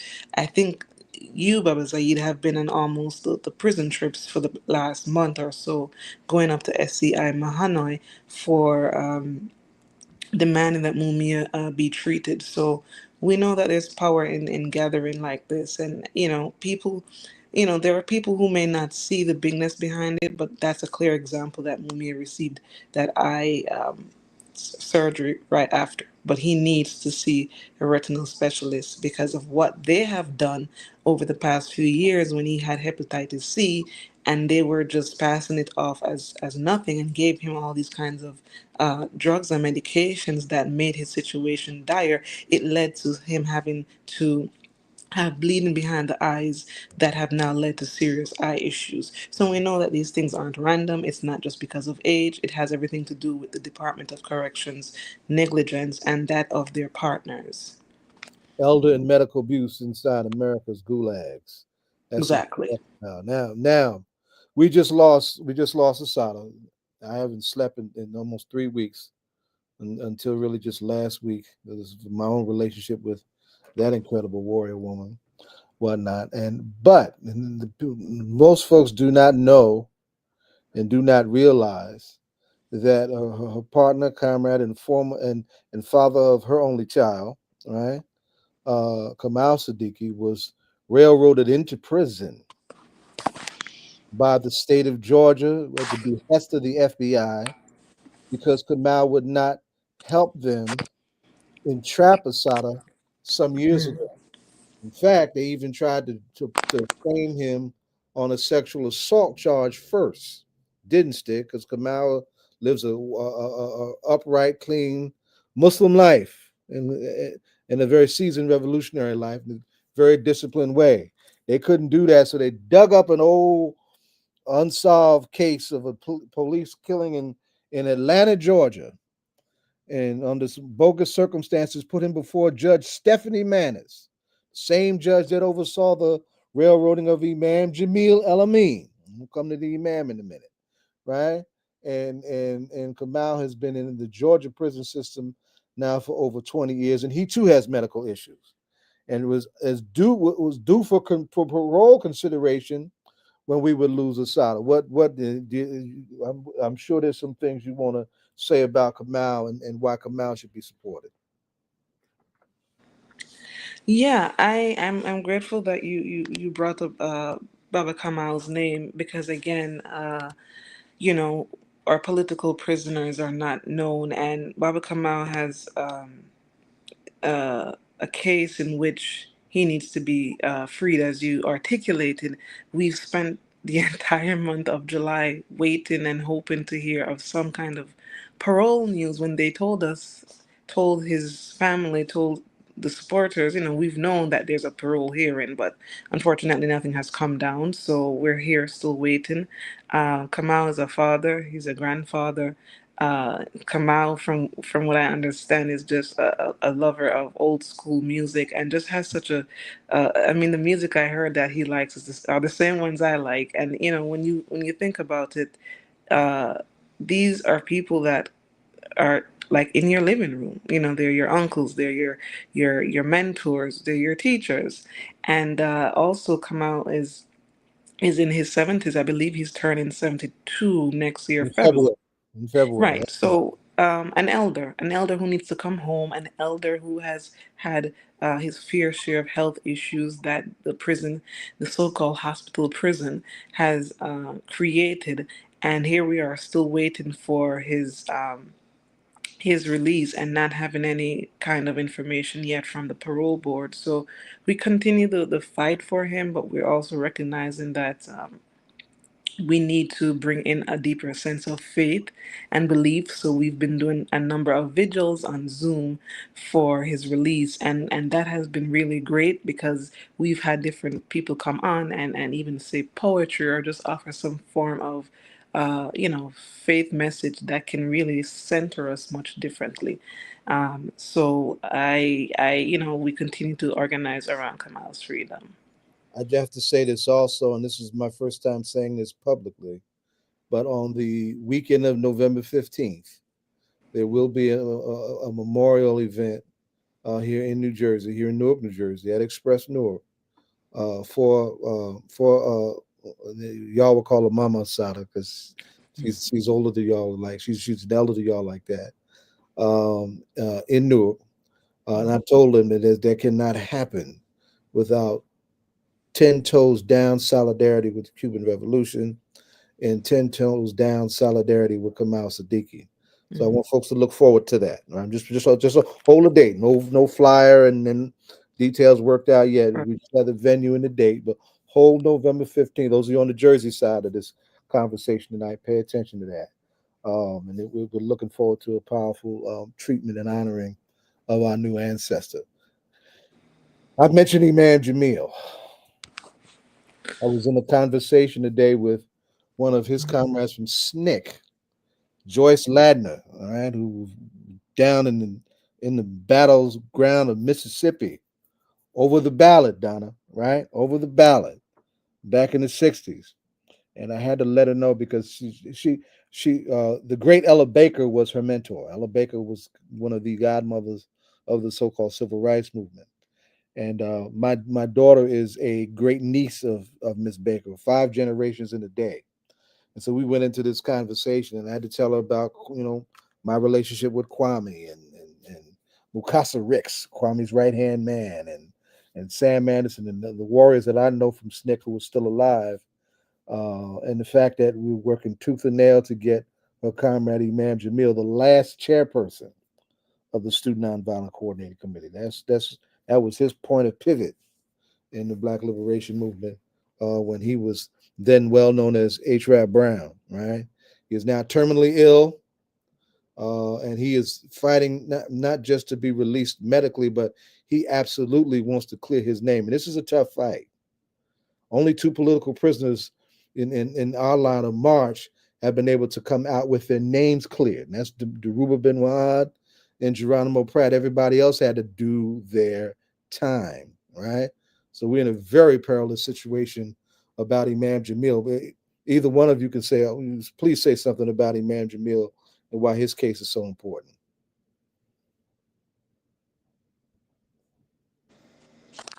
Yeah, I'll just be brief with brother Imam Jamil. I really believe that in many ways when we think about the longer held political prisoners, Imam Jamil case comes to mind. Uh, he has always fought really hard, and I've watched a number of videos with him, and I can really see how captivating he was, and he still is. And it's hard to know that just a few months ago, or maybe about a year now, he became so ill and had to. Uh, they were not sure what was wrong with him, and they were going back and forth and not being clear. So we know that again he has an important voice.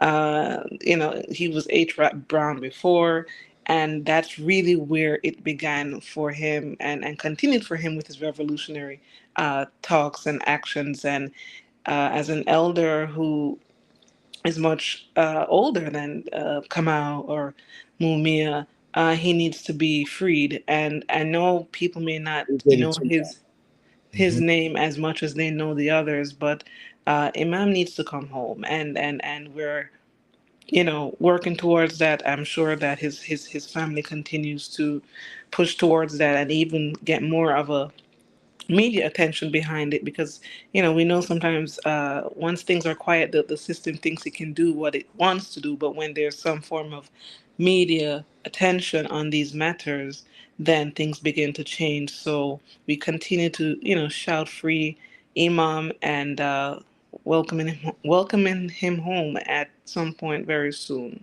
Let me say this. And this is to heads who are doing work in this moment on these streets now, Hmm. trying to figure out what's happening with these crazy folks in Washington.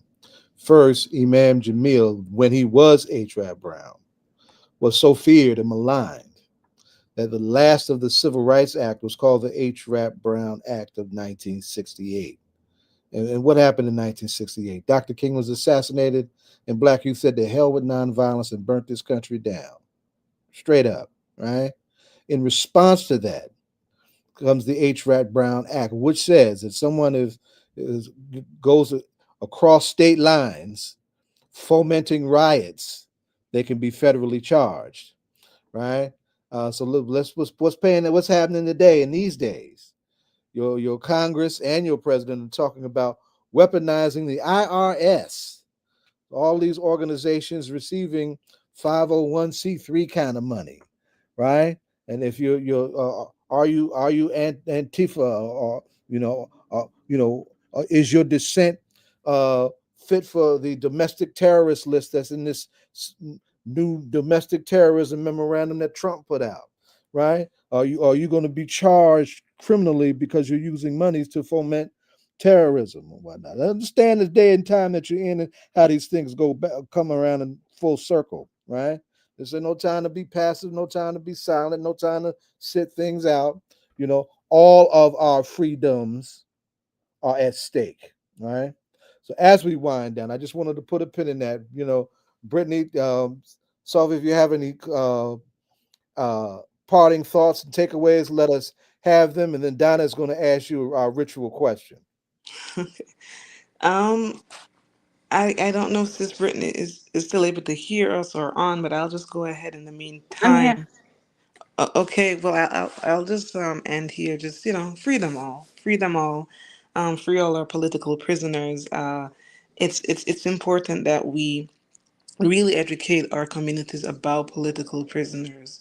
And it's really important that we continue to do the work that we do. And we hope to see as many people out tomorrow for Curbfest, but we also hope to continue the building and the talking and the communication when it comes to our communities, because we know that nothing can be done without the communities, and that's where it begins. So I'm grateful that we have this platform here with these conversations and solidarity, free them all.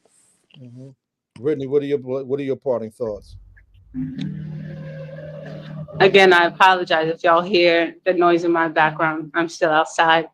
But the news I want to part with folks is to just imagine for 1 second that the folks we're advocating for, the elders we're advocating for, were their family members. Imagine, I couldn't imagine my 80-year-old grandmother being behind the wall for basically all of my life for fighting for freedoms that we still don't have.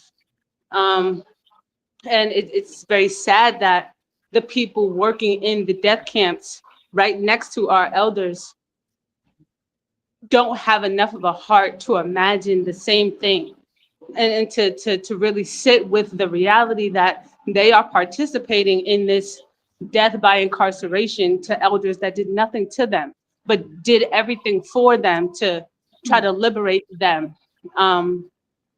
So it's very sad, and it's very hurtful to have to realize that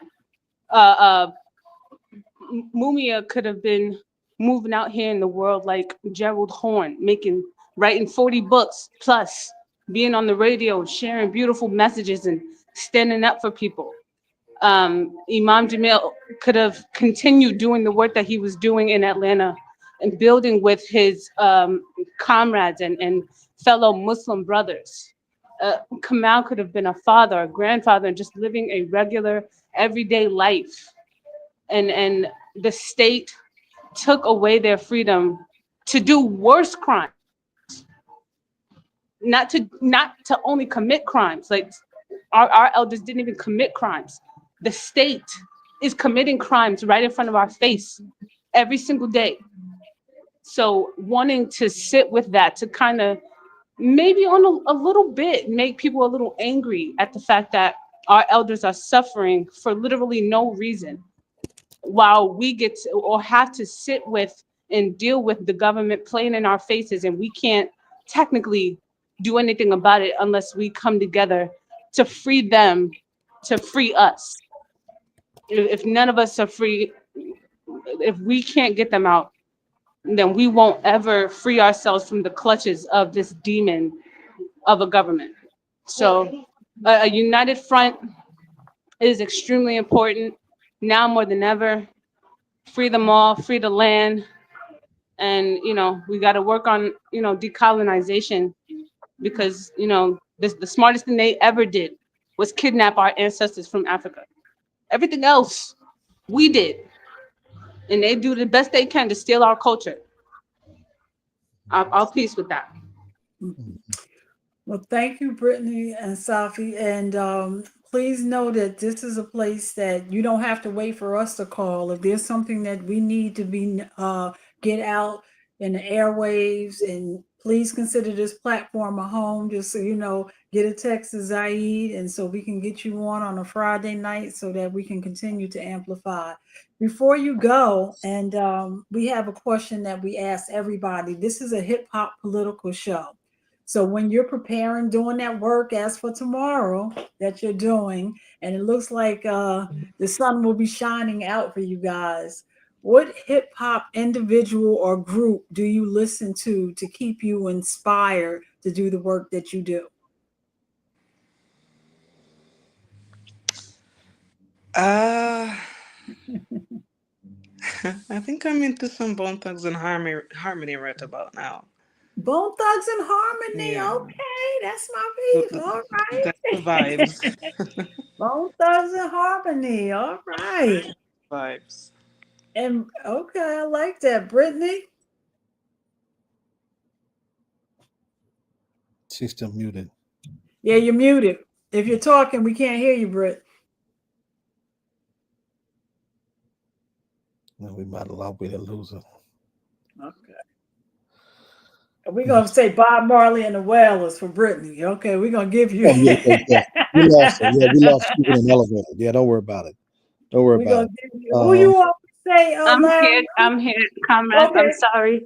I'm here. What was the question?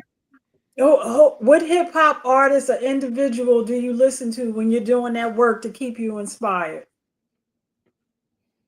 I'll be honest with you. Tell us who you listening to. I'll be honest. I'll be honest with you. Childish Gambino's "This Is America." Okay. This is America. Okay, I can see that. This is yeah. The bass on that, the bass on that track, especially when I was driving, the bass on that track is out of this world. I know Dead Prez and all the other artists out here that have made music for the purpose of our revolution and to share a message. They've done some incredible work out here, but the land of music is just overwhelming. So it's hard to name. It's hard to name just one, but that one does it to me. Okay. Well, thank you for that. And please know that you guys can always come. Don't wait for a call. If we need to hear what you got to say, please give us a call. Okay. New York, Curbfest, 1 o'clock. Awesome. Yes. Thank you guys. Thank Queens. Right. Thank you. Yeah. Thank you for having me. All right, y'all. Keep your heads up. I'll see y'all tomorrow. Sharon, where you go? He went off camera. Him and Tormel went off the camera. I want to open up with him because he's got more stuff. He's got his hands on more stuff than them. I wanted to do this segment in two parts. We have Ademo Chunga, Lawrence Ham, the chairman of the People's Organization for Progress. We have Toni Irvin Washington, the auntie of Drew Washington, who we lost in Jersey City at the hands of the police in August of 23, and we've got Tormel Pittman, and both have been here before. Tormel is here now as the nephew of Deborah Terrell, who we lost in the hands of police in New Brunswick in a very similar way that we lost Drew, right? And we've had an interesting thing happen in New Brunswick just a minute ago that sharpens everything that went wrong with what happened to Tormel's aunt. We wanted to want to do this in two parts. We wanted Demo to lift up tomorrow is No King's Day. He has his hands on a big No King's Day gathering here in Newark, right? We had our Congresswoman LaMonica McIver on a little while ago. There's a big rally for her in the beginning of the week in connection with her court appearance. And of course, October 22nd is I think we are in year 29 of the National Day of Action Against Police Brutality. And we have 33 cities altogether right now as of this date, right? All over the country. In New Jersey, we have 2 cities that are turning up for that. We got Newark. Newark has turned up regularly right at the police union's building, is where we start off in New York. And Ms. Irvin has been turning it up for her nephew in Jersey City with the same in a very proud way that we're proud of and proud to support on that. So I don't, Adim, are you there? He stepped away. You see, this guy messed me up. But we'll get to him when he comes back. Right. Well, Tormel, let's pivot then. Tormel, you could. Yes, sir. I heard through the grapevine that there was another incident with the New Brunswick police. Yes. And someone in a mental health crisis. But a phone call was made to a special emergency task force that de-escalated the situation and got this woman, whoever she is, she's never been identified from what I could see. Yes. The support she needs. That same task force wasn't called though. No. August 8th. Yeah. Well, you had to deal with your aunt. Tell us what's happening. Well, the lady, her name was Maria Rojas, and she was a Pakistani woman. No, this is different. Wait a minute, is this the same one? Yes. Yes. Okay. All right. Go ahead. Yeah, that's the same. That's the same one. It's just the article. I just continue to resurface the article so that it won't. Okay. Thank you for clarifying that. So that it won't leave people's mind the double standard. His name Maria Rojas. She was maybe 4 blocks away from where my aunt was killed, and she charged a police officer and a firefighter with a knife. Luckily, they were able to get out of the way of the knife, and she went back into her apartment where they waited her out for 6 hours. Brought a mental health specialist from the prosecutor's office, not from the Arrive Together program. And the reason why they didn't, this is the difference now. The Arrive Together program, they're forbidden to show up to any call when the person has a weapon. So they're not allowed to come.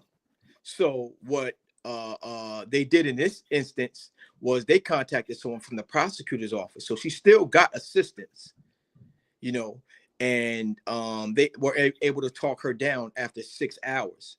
Now, this same specialist from the prosecutor's office was not even given the opportunity to be called while my aunt's situation was going on.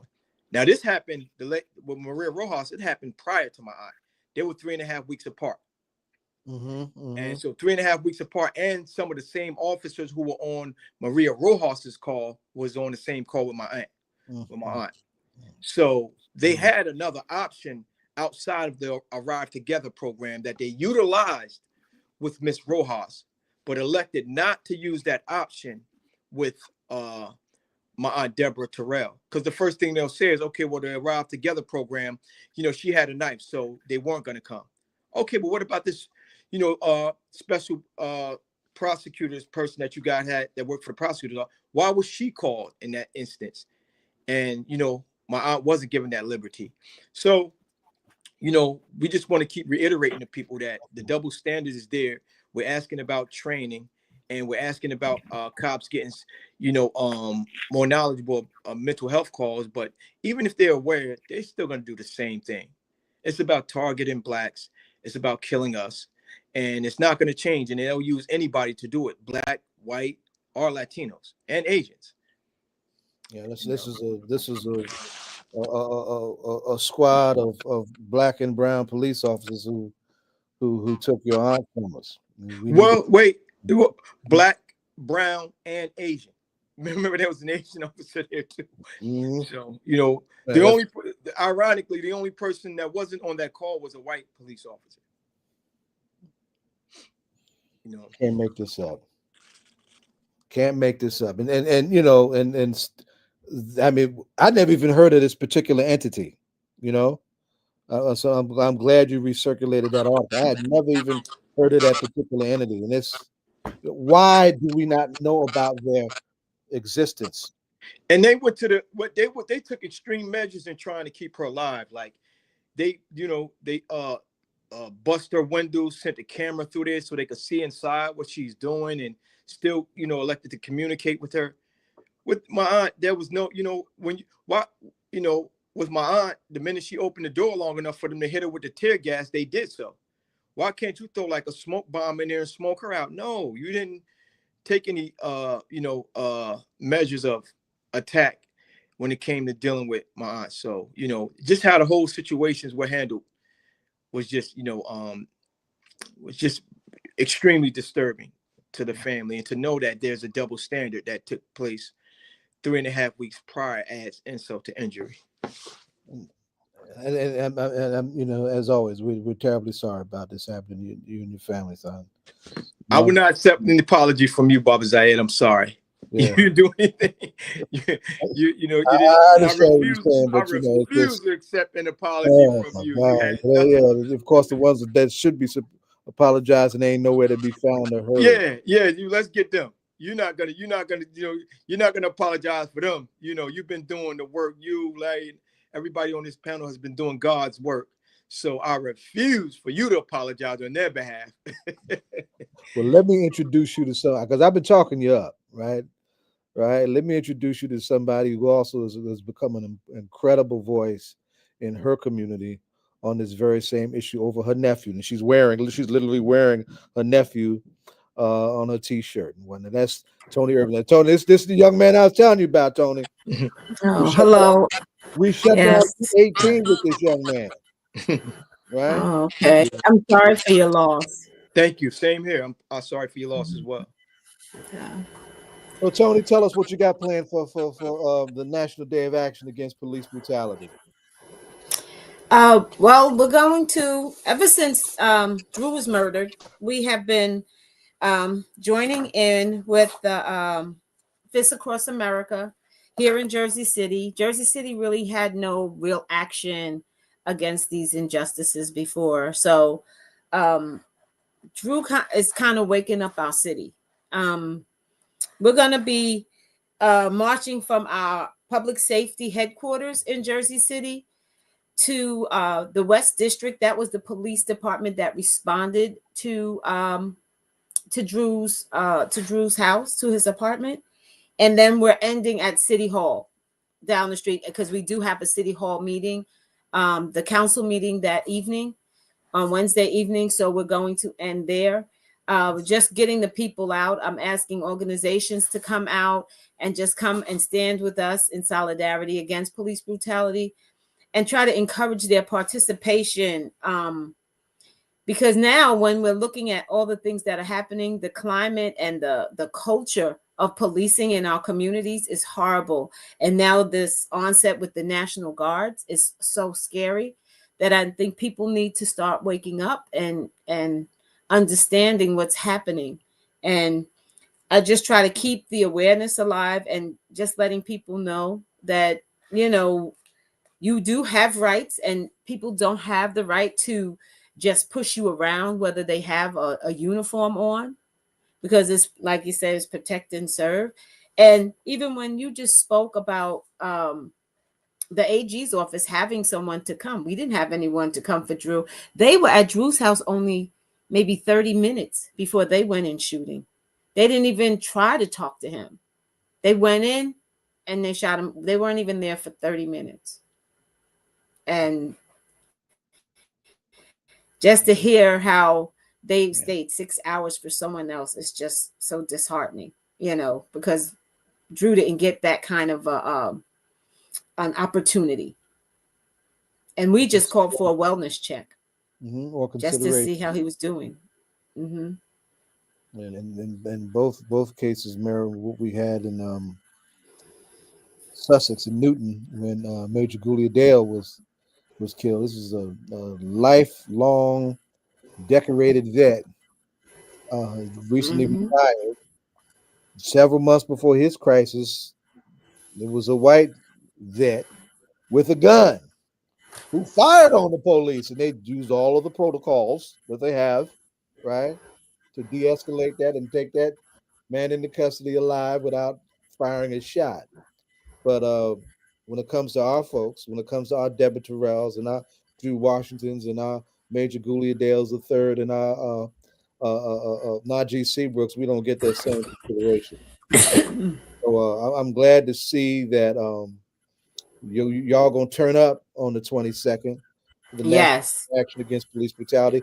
33 cities are in tow right now, and there's likely to be more before the day comes. There are 33 cities coming up. Tony or Tamel, even though not the police officers, has there, I mean, you both live in a community still, has there been any officer that has walked up and said, listen, you know, I don't speak for all, but I'm so sorry. And, you know, has that happened with anybody in blue? You know, have y'all had that experience? I can say I've had an experience with, but this was a family member. He's a retired detective, and now he does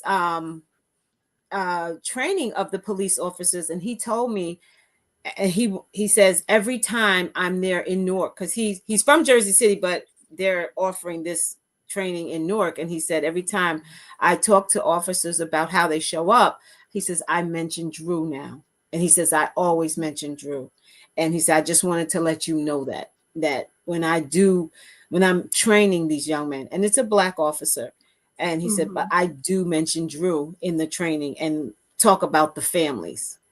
And I said, oh, thank you for sharing that with me. Well, me, it's a little different. First, you know, some officers, the officers that know me, they probably, you know, say something that, you know, their condolences. Not, I don't think anybody expressed their condolences in public, you know. But here's the kicker. One of the officers that was there with my aunt, I had a relationship with that person. Yes. You know, we would text back and forth. He would ask me for advice on actually his children, you know. So that was kind of like, you know, for him to know that eventually they found out that it was my aunt and he was there. And if we didn't have our own footage, I would have never known he was there. Like the footage that we initially had didn't come from law enforcement.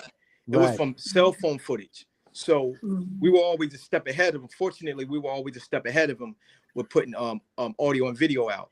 So that's how I found out that he was there, you know.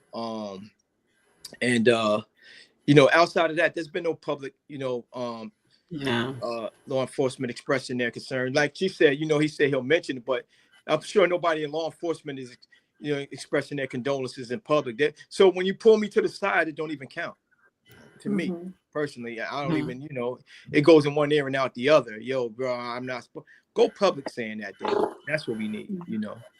I want everybody to know and appreciate this also, that the two, another thing that the two of you have in common, that you both are well-known, you know, activists in your community in your own right. Everybody know y'all. And unfortunately, I'll say all the time, they didn't have an idea that was my aunt. You know, I know for a super fact that I would have at least gotten a phone call if they knew that was the case. But again, you know, God works in mysterious ways, because even if they had known, maybe it shouldn't have mattered.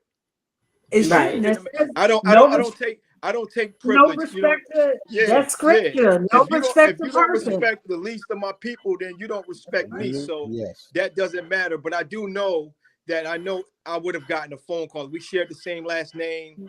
You know, I think I definitely would have gotten a phone call. But like I said, that shouldn't have made a difference. You know, that shouldn't have mattered. And if they're not going to do it to my aunt, then they shouldn't do it to anybody's aunt. So it just worked out that way.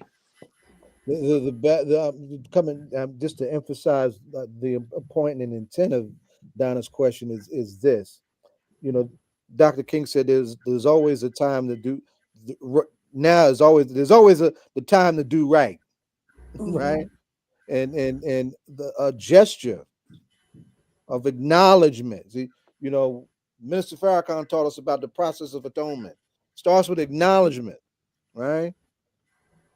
There's always that opportunity to level up and at least acknowledge the harm, so there can be the foundation can be laid for some healing to take place and for some justice to take place. So that's I think that's Don. I don't want to overstate the intention of your question, but I wanted to lift up its value, right? Wow, that's just some foul stuff. Then it's time for you to jump in this on several fronts. We got Newark around October 22nd, but we also got No King's Day tomorrow and a rally for Congresswoman McIver on Tuesday. Share everybody what that's about and then come on back to the 22nd. Right. Toni, you have a demonstration on the 22nd, right? Yes. Toni Urban. And what are you doing on No King's Day? Are you doing anything on Saturday, tomorrow? No, I was planning, but we had another death in our family, so that in their services tomorrow. So I'm not participating. Because I was going to invite you to speak at the No Kings rally we're having. Tormel, I already reached out to him to speak tomorrow at the No Kings rally. And Tormel, while you're here, I don't know what you're doing on October 22nd, but if you don't have anything planned, I invite you to come speak at our October 22nd rally on, when is that, Tuesday? That's Tuesday. Wednesday. 5 o'clock. Wednesday. Is Wednesday? Wednesday at 5 o'clock. He already got Tormel, invitation. I thought Tormel was coming to Jersey City. Oh, he's going Jersey City? Okay. I don't want to steal your speaker. I didn't know. So keep everything the way it is. Leave everything the way it is. Here's the thing. I gotta get off of the plantation. I'm working that Wednesday. I can dig it. Because I took a lot of time off with my aunt. Yeah, all right. So it's like, days is days. So I'm still fighting to get the shackles off my feet so I can dance. I can dig it. No worries. Yeah. It's just when we have these things, I always try to give a platform. Now, if I was to go to Jersey, I have no address. Oh, Tony got to send him the flyer. Address. Huh? Okay. Tony, send him the flyer. Oh, shall. Okay, I will. Yeah, and what time is it? 4:30. It's 4:30? Okay. We started, and we're meeting right at 365 Martin Luther King Drive. Okay. But I'll send you the information and the details. Okay. Yeah, I'm still trying to work out, seeing if I could get somebody to this work thing, man. I just wish I could do this 24/7. I think I gain a lot more ground, but so Mel, keep praying. Listen, because God's filling up your schedule. He just gotta make the transition for you. Sister, that's how I feel. Listen, it got to come right, man. It got to come right. It's coming. No, I'm talking about, I've never been a pay for play type of guy, so it got to be, I've had opportunities, but it got to come right, and it got to come from the grassroots, and it got to be, just up on the up and up. But also, I'm gonna just keep punching the clock until it. I don't have a problem with that. You get there. But look, tomorrow we're having our No Kings rally, march and rally in Newark. That's going to start tomorrow, Saturday, October 18th, 1:00 p.m. at the Lincoln Statue, 12 Springfield Avenue in Newark, New Jersey. We're going to march on the Federal Building and march back. And we're going to have speakers at the beginning of the march, and we're going to have speakers at the end of the march. I asked Tormel to come in at the front end. But Yeah, there I'll will definitely be be. I'll definitely be there. I was able to switch some things around. I'll definitely be there. great. So tomorrow there are going to be demonstrations in more than 2,700 cities and towns across the United States. They Yes. estimate that as many as 18 million people may participate. Low estimate is 10 million. High estimate is 18 million people may participate. It's very interesting. Some of the responses, I was in Staples getting leaflets made, right, for tomorrow.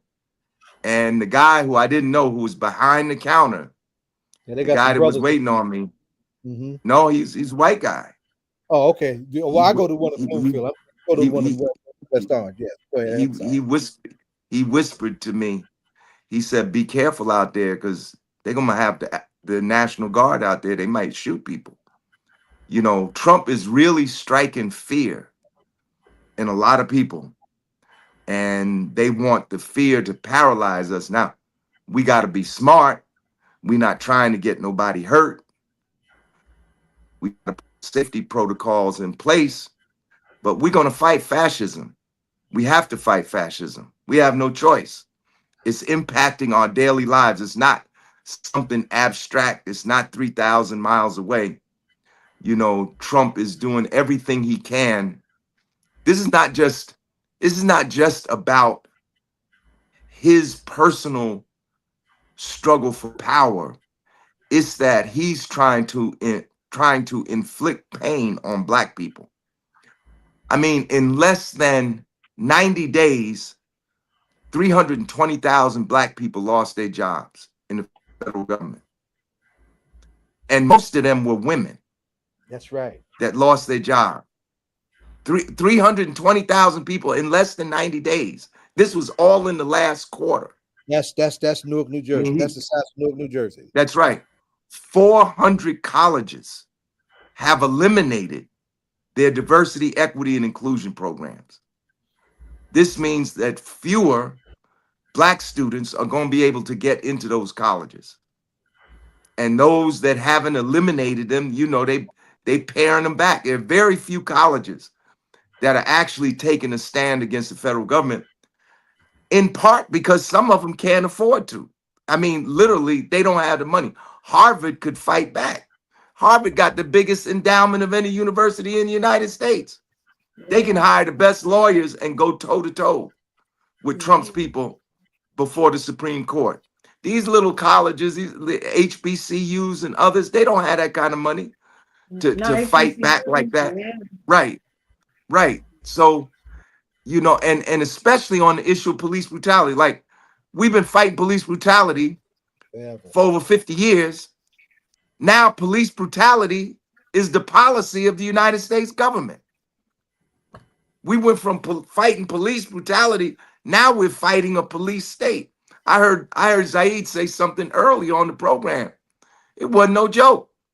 Did you hear the other day, like today, they launched another attack on boats allegedly from Venezuela? Yes. They just attacked them. There was no charges.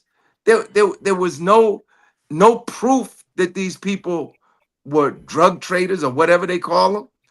And they just unilaterally killed. It might have been people from Trinidad. They bombed and killed people. But here's the thing: when this was being discussed in a press conference, where Biondi, what is she, the U.S. Attorney General? Where Biondi was sitting next to Trump, she said, "We're going to do the same thing to Antifa in this country." Now, who is Antifa? Antifa is us. That's right. That's Antifa. Listen, don't be fooled. Antifa is everybody that Trump sees as his opposition. That's who Antifa is. Right. Because Antifa is actually an acronym. It's not an organization, it's an acronym, right? Right. It means anti-fascist. So my father, who fought in World War II, he must have been Antifa. Mm-hmm. he was over there in Europe fighting the Nazis.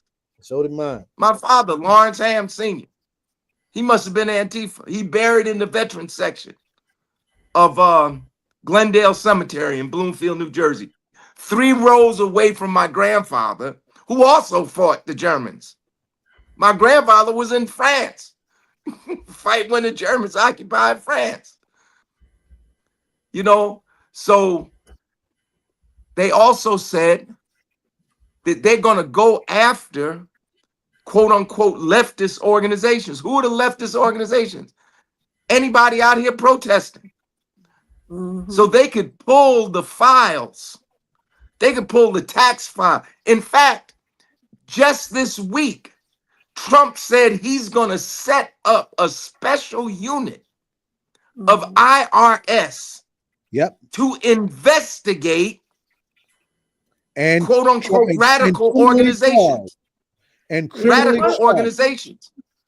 So all these folks out here, listen, this is very serious. All these folks out here that got 501c3 organizations, tax exempt organizations, Trump is trying to set it up so he can pull your tax exempt status. I mean, Biondi said, besides saying we're going to do Antifa just like we're doing those boats in the Caribbean, but besides doing that, you know what she said? She says we're going to investigate all these groups that look like they have professionally made signs. Like, if you got a hand-drawn sign, they're going to launch an investigation against you. I mean, this is serious. It sounds funny, but it ain't funny. It's not. When you get that letter, certified letter in the mail from the Justice Department saying we're investigating your organization and we're going to investigate you. I mean, this is a very dangerous period that we're in. I mean, you see ICE out here snatching people. They just snatching people. They look like the death squads in foreign countries. They got their faces covered up. Many times they don't have uniforms on. They could be anybody. And they just snatching people. That's totally in violation of habeas corpus. You're not supposed to be arrested without being charged. Trump is using troops, that military troops established to fight, to defend the country and fight foreign invaders. He's deploying those troops in cities in the United States. This is in violation of the Posse Comitatus Act, which says military troops are not supposed to be used for domestic purposes. That's right. That's right. Right now, listen. Right now, before the Supreme Court, they are getting ready to undo the last vestiges of the Voting Rights Act. There was only one pillar standing. That was Section 2. That's right. And the Supreme Court is getting ready to nullify that. When they do that, racist gerrymandering will be the order of the day. Is no longer against the law. That's right. These people, you look at the people around Trump, Peter Thiel, Elon Musk, David Sachs. These are the billionaires that have been funding him, that funded Trump's campaign. They're all South African refugees. They want to make the United States into South Africa. Because when you eliminate the Voting Rights Act and other measures that were supposed to protect Black people against discrimination, they have a free hand. On the front page of the New York Times yesterday, this wasn't in no journal, dusty old journal somewhere, the front page of the New York Times, they were saying Trump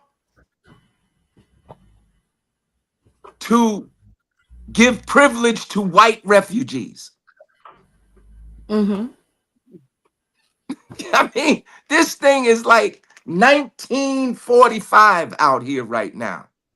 And we're getting ready to enter a period of unprecedented struggle. This thing is going to be more intense than the 60s when it really gets going, because all of this is leading to what? Like, they've been going off about the No Kings demonstrations tomorrow. Did you hear Speaker Johnson? Yes, He calls it the Hate America rally. Did you hear?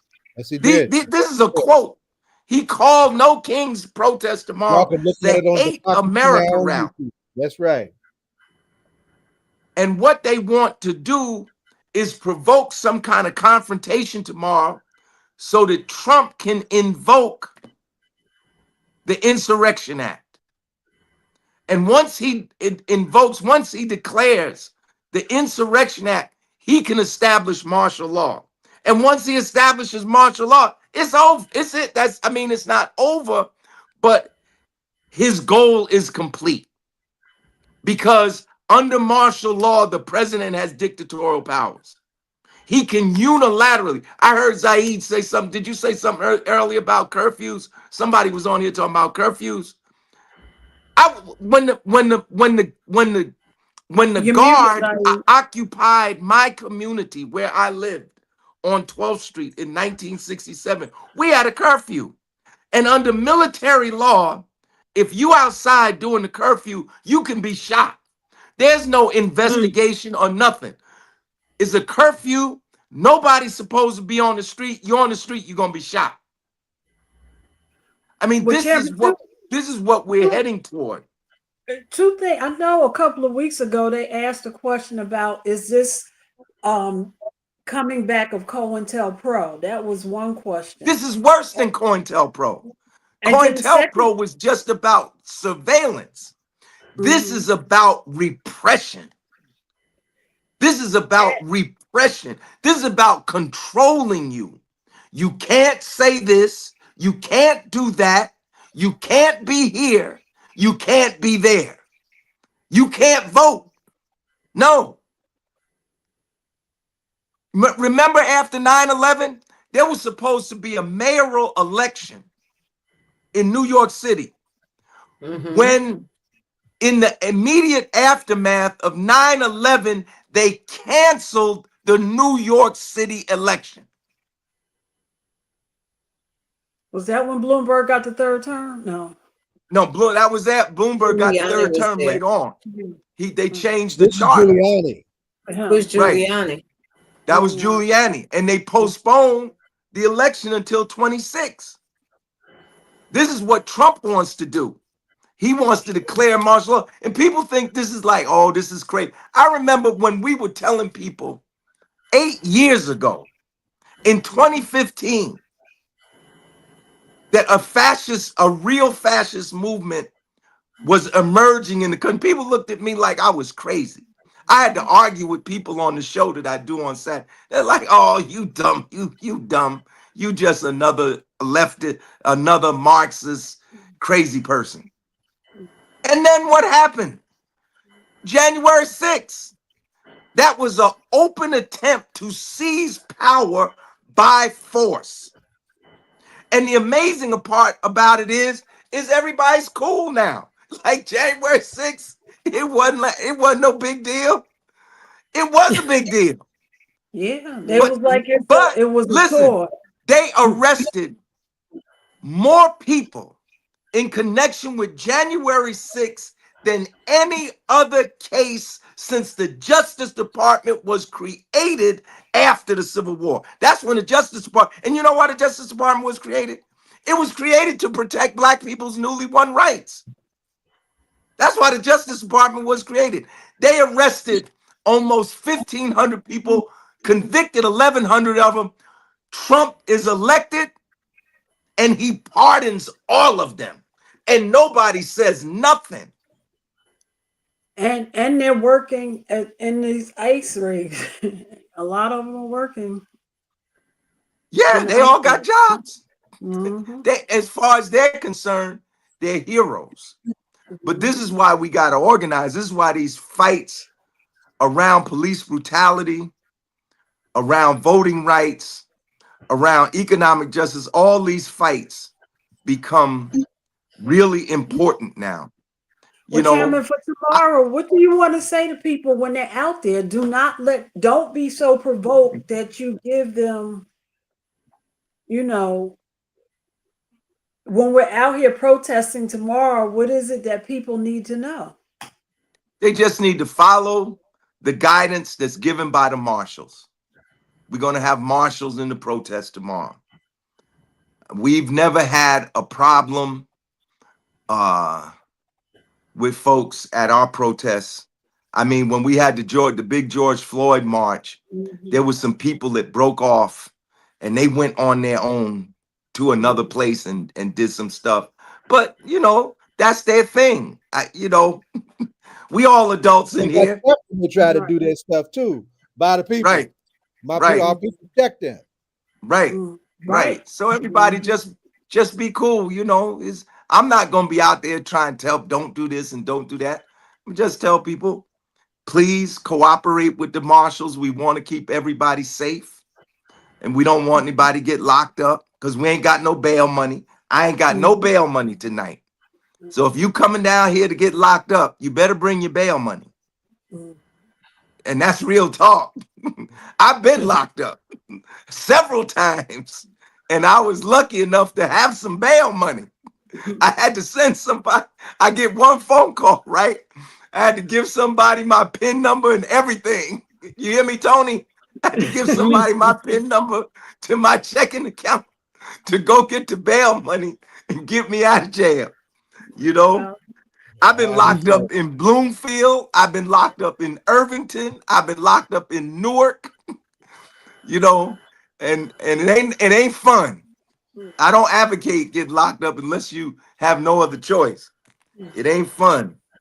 But that's what them marching in Jersey City with Tony on Wednesday. Please, everybody, listen to those who are in charge, and anybody under the sound of our voice. Do not put yourself in a position, that you can be used as a tool for what the bigger picture is of what they're trying to do.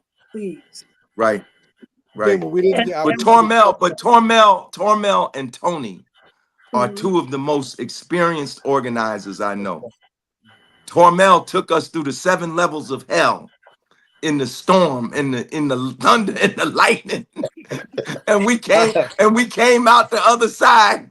In fact, listen, we was out there so long in the rain and so long after the rain that by the time I got to my car, I was dried off. My clothes was dry. It was a hurricane while we were. Here's the funny thing. It's like a tornado, and the winds are blowing and the rain is coming down. It's like you can't breathe. I thought it was the last day on earth, honestly. And while we're walking, we're on Route 18, and so Larry hugs me, and he says, "Brother Tormel, how further down are we going?" I said, "Larry, we're going to the light." He said, "Okay, Brother Tormel, but there's one problem." I said, "What?" I don't see a light. No light. I don't see a light. And that's the truth. He's telling the truth. That is the exact truth of what happened. I couldn't see no damn light. What light? But he kept going. We all did. And then he finally saw the light. He finally saw the light. Hey, Chairman, when you were talking about you was there too, Zaid, right? You was out there, Zaid. That wasn't nothing but oil looking through us. Oil is the origin of the storm. When you were talking about when you were young, and you were talking about what happened, and you lived on 12th Street, it made me think of, I think that picture that's on the front that they always show, that was on the front of maybe Life magazine, and was it a young kid that was shot maybe? Yes. And that young man survived that. Yeah, that is Life magazine. The predictable he didn't die. Insurrection is the title on the magazine. Right. And there's a little boy that had a gunshot wound in his head. He was down on the ground bleeding from his head. The shot actually grazed him. and he survived that. If you can believe that, it's an incredible story. Go But ahead, yeah, that's Zaid. cover. Go ahead. I didn't know that. I learned something tonight. See that? Yeah. And I just always, because what you just said that they can shoot, and I always think about that picture that you see when they're talking about the riots during that time. Right. And 27 people were killed. Nobody was indicted. Nobody. That's why Ron Parambo wrote this book called No Cause for Indictment. Them people were killed by the police and the state troopers. No one was indicted. And you know who the state attorney general was at the time? Brendan Byrne. That's right. Brendan Byrne, a Democrat. Governor Byrne. Who later became governor. He brought no indictments. And if you want to read a good book about the Newark Rebellion, one of the good books is No Cause for Indictment by Ron Parambo. And he really lays out, like, most of the people killed wasn't even rioters. They killed people shooting up into the projects. The police, the guard, and the state troopers were shooting at each other. So they're shooting at each other. They think snipers are shooting at them. So they just start shooting. What was that woman's name that got killed in the projects? Zaid, her daughters come out all the time. That's the Satterfield. The Satterfield family, right. They killed her at the window. 9 kids. Killed her at the window. Out the window to keep him from getting hurt. She gets shot in the neck. She's pregnant with her 10th and doesn't survive. Yeah, that's right. I know my mother-in-law her husband's family grew up in Newark, and they always talk about how they had to sleep on the floor back. They slept on the floor during that time. Right. Toni, where is your case now? Where is your case? They're still reviewing that. Well, since they finished with the since they finished with Plackett and them, and they didn't find any fault with those police officers. Now they're finally releasing documents to the lawyer, to the attorney, because they wouldn't give us any information. We hadn't even seen the real the footage from the cameras. They didn't really release any of that. So now the attorney said they're starting to get the things that were requested. The hospital wouldn't give them documents. The police department wouldn't give them any documents. So we're in the middle of trying now, because they finished, with the Supreme Court. They're now going to start releasing documents to us. Or you never seen any body cam footage until? Yeah, they did. Only the footage they wanted us to see, like the selected footage. You don't get to see all the officers that had cameras. They showed us one officer's camera, and it was certain bits and pieces of his camera. Yeah. And both of y'all had special prosecutors assigned. Well, but they just we're talking about a lawsuit now. So you have a civil suit or criminal, civil or criminal? Yeah, civil. Yeah. Okay. Because they found no fault in them. So we have we're going the hospital, because when the police went in, we were outside the house and we heard the shots, and they had us believing that they tased him, my nephew. So when they're taking him out the house, they're telling us to be quiet, don't startle him, don't say anything. So they take him they're saying they're taking him to the hospital. I tried to get in the ambulance, they wouldn't let me. So then when my sister went down to the hospital, no one knew where he was. We didn't know where he was for 3 hours. They wouldn't tell us. That's terrible. I didn't know. So now that we're, in litigation against the hospital, as well as the city, and the officers and our mayor. Toni, tell people what the police told you when they arrived. Oh no, the day before the police had came, because they knew Drew. They knew he had a mental illness. The day before they came, and they had told us because I couldn't find him for a few days, and then he ended up being in the house. And I said, well, I think he needs a wellness check because something is clearly going on with him.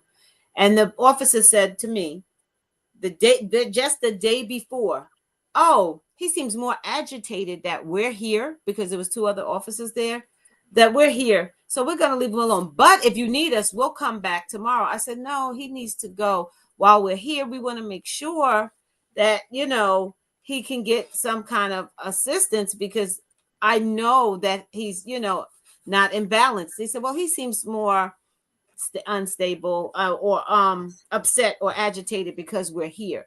Because my nephew was sitting on the porch smoking a cigarette. And I said, okay, all right. So, and then the next day when we called the hospital for a wellness check, some of those same officers came.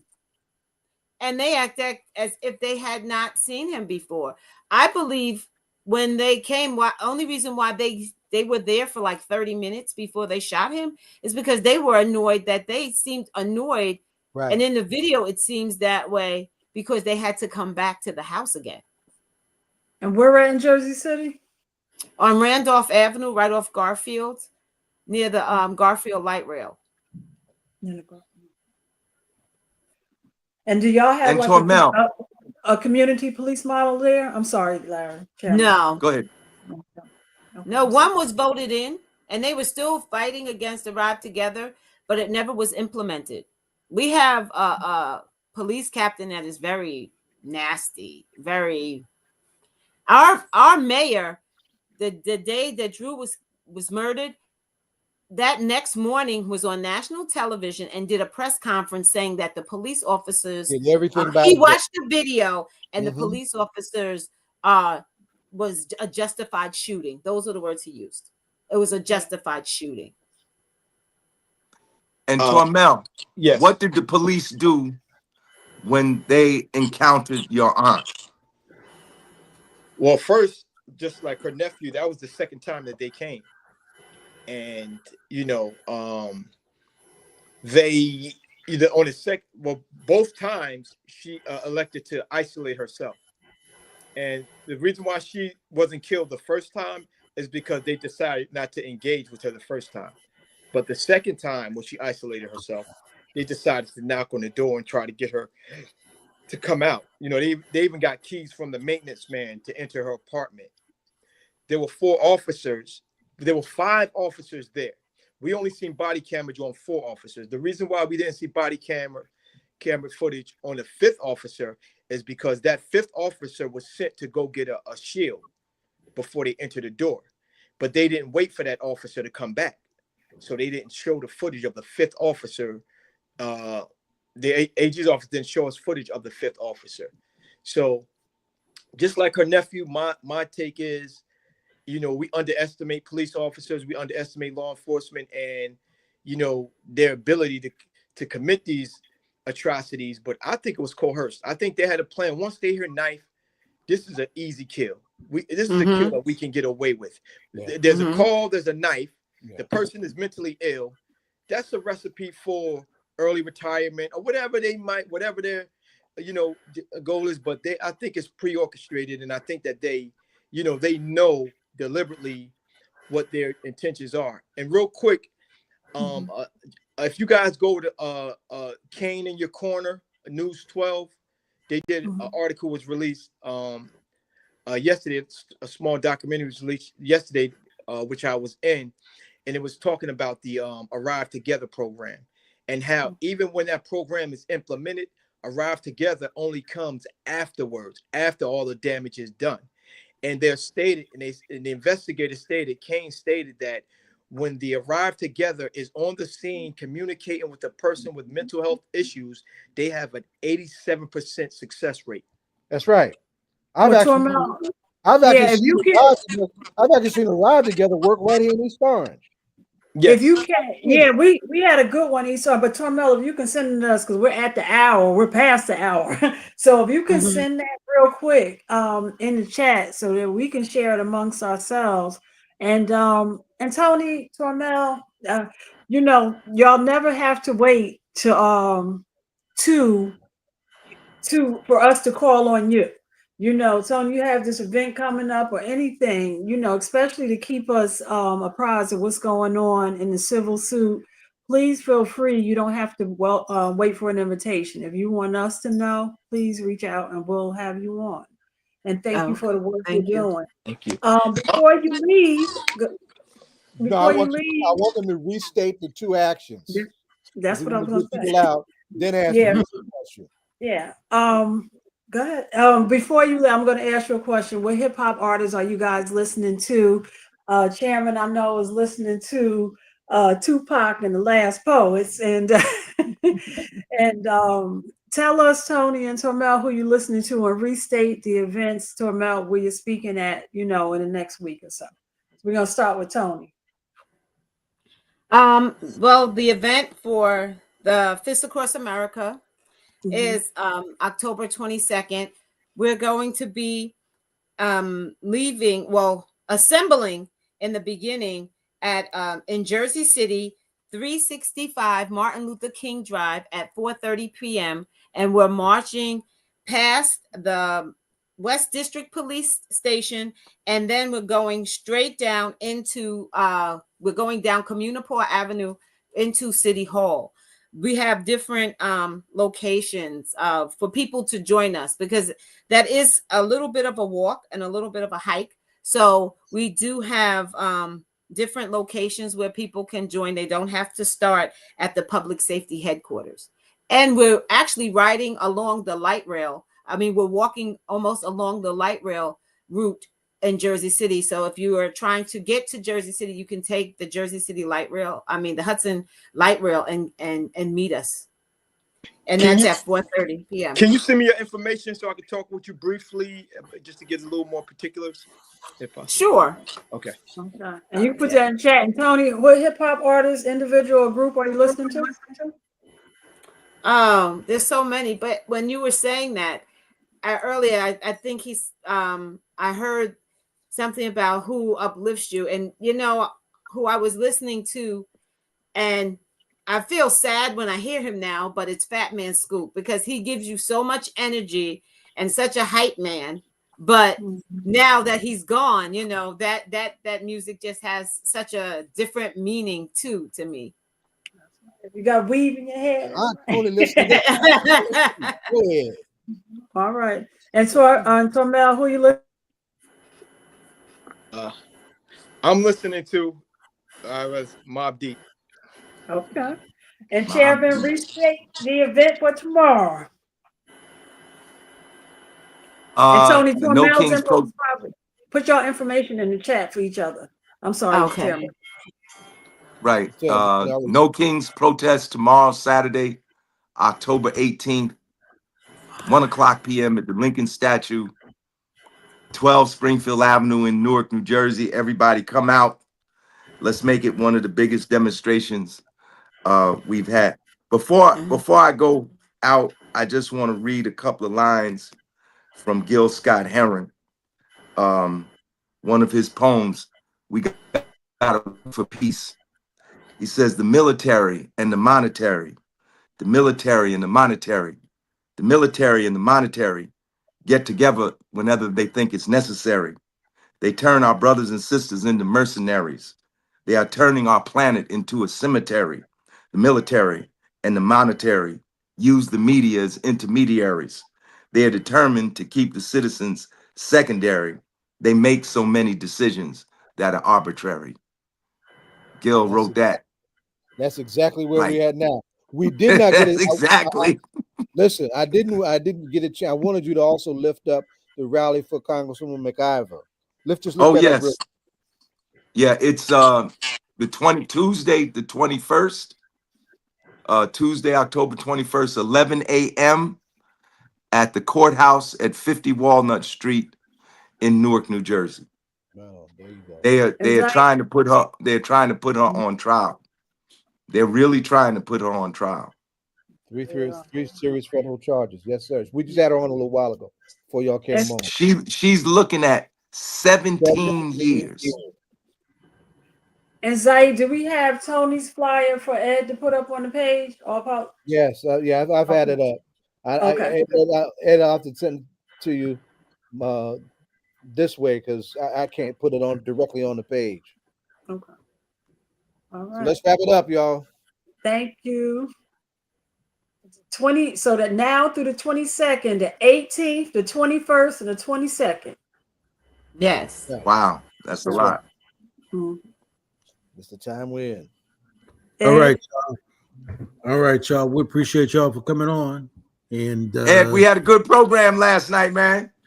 we had an excellent show, brother. Excellent community That takes program, time brother. in itself. And it was well attended, Larry. That's right. You know? It was. I was And surprised. that program we're talking about is the 30th anniversary of the epic Million Man March. Wow. 30 years And the ago. profound thing that was said when we all get together on one page, great things happen. So, Yep. So it was great. So listen, y'all, we want to thank everybody for coming through. Obviously, we thank the mayor for starting the show off tonight. I think he dropped some real, jewels tonight. I think one of the things he said, Larry, we need to think about, he was talking about, I don't know if you had a chance to hear him, but he said that, he basically said that if Mikey Sherrill loses, it's going to be because she didn't really get the support that she needs from the Democratic Party, right?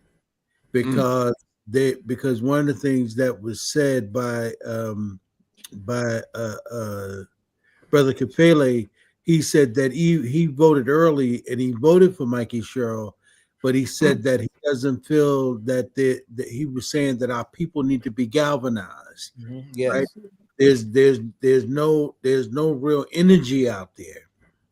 And so that's sort of what the mayor said. When I asked the mayor that question, the mayor said that he basically said if she loses, it's going to be because of them, right? He said because these people are not. Listen, Larry, we've said on this show over and over again that the Democratic Party, instead of spending the money, they just assume black people are going to come out, right? They've got all this money. They did the same thing with Hillary Clinton. And when you had people like Tamika Mallory literally go to them guys in Brooklyn and say, hey man, y'all gonna lose this race if y'all don't spend that money. Well, they did lose. At least she had the money to finally pay all her bills off, but they didn't spend the money for her to win the White House. And so that's what we are now, right? We're coming to this, but at the end of the day, we've got to get this thing done, man. And we got 3 weeks, Larry. So I don't know who got contacts with the Democratic Party, but somebody needs to tell them they need to empty the bank account. yeah. And all politics, our local will do our part. Every week we will be talking about the GOTV. And we will be doing our part. That's right. So we thank everybody for coming. We thank the mayor for sharing that kind of wisdom with us. And, we appreciate it. And then, of course, Zaid, you want to thank everybody else who came through?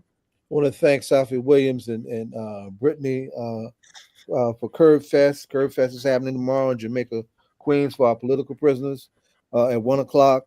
And, of course, we just had on Tormel Pittman, Toni Washington, and our own Ademo Chunga Lawrence Ham for October 22nd.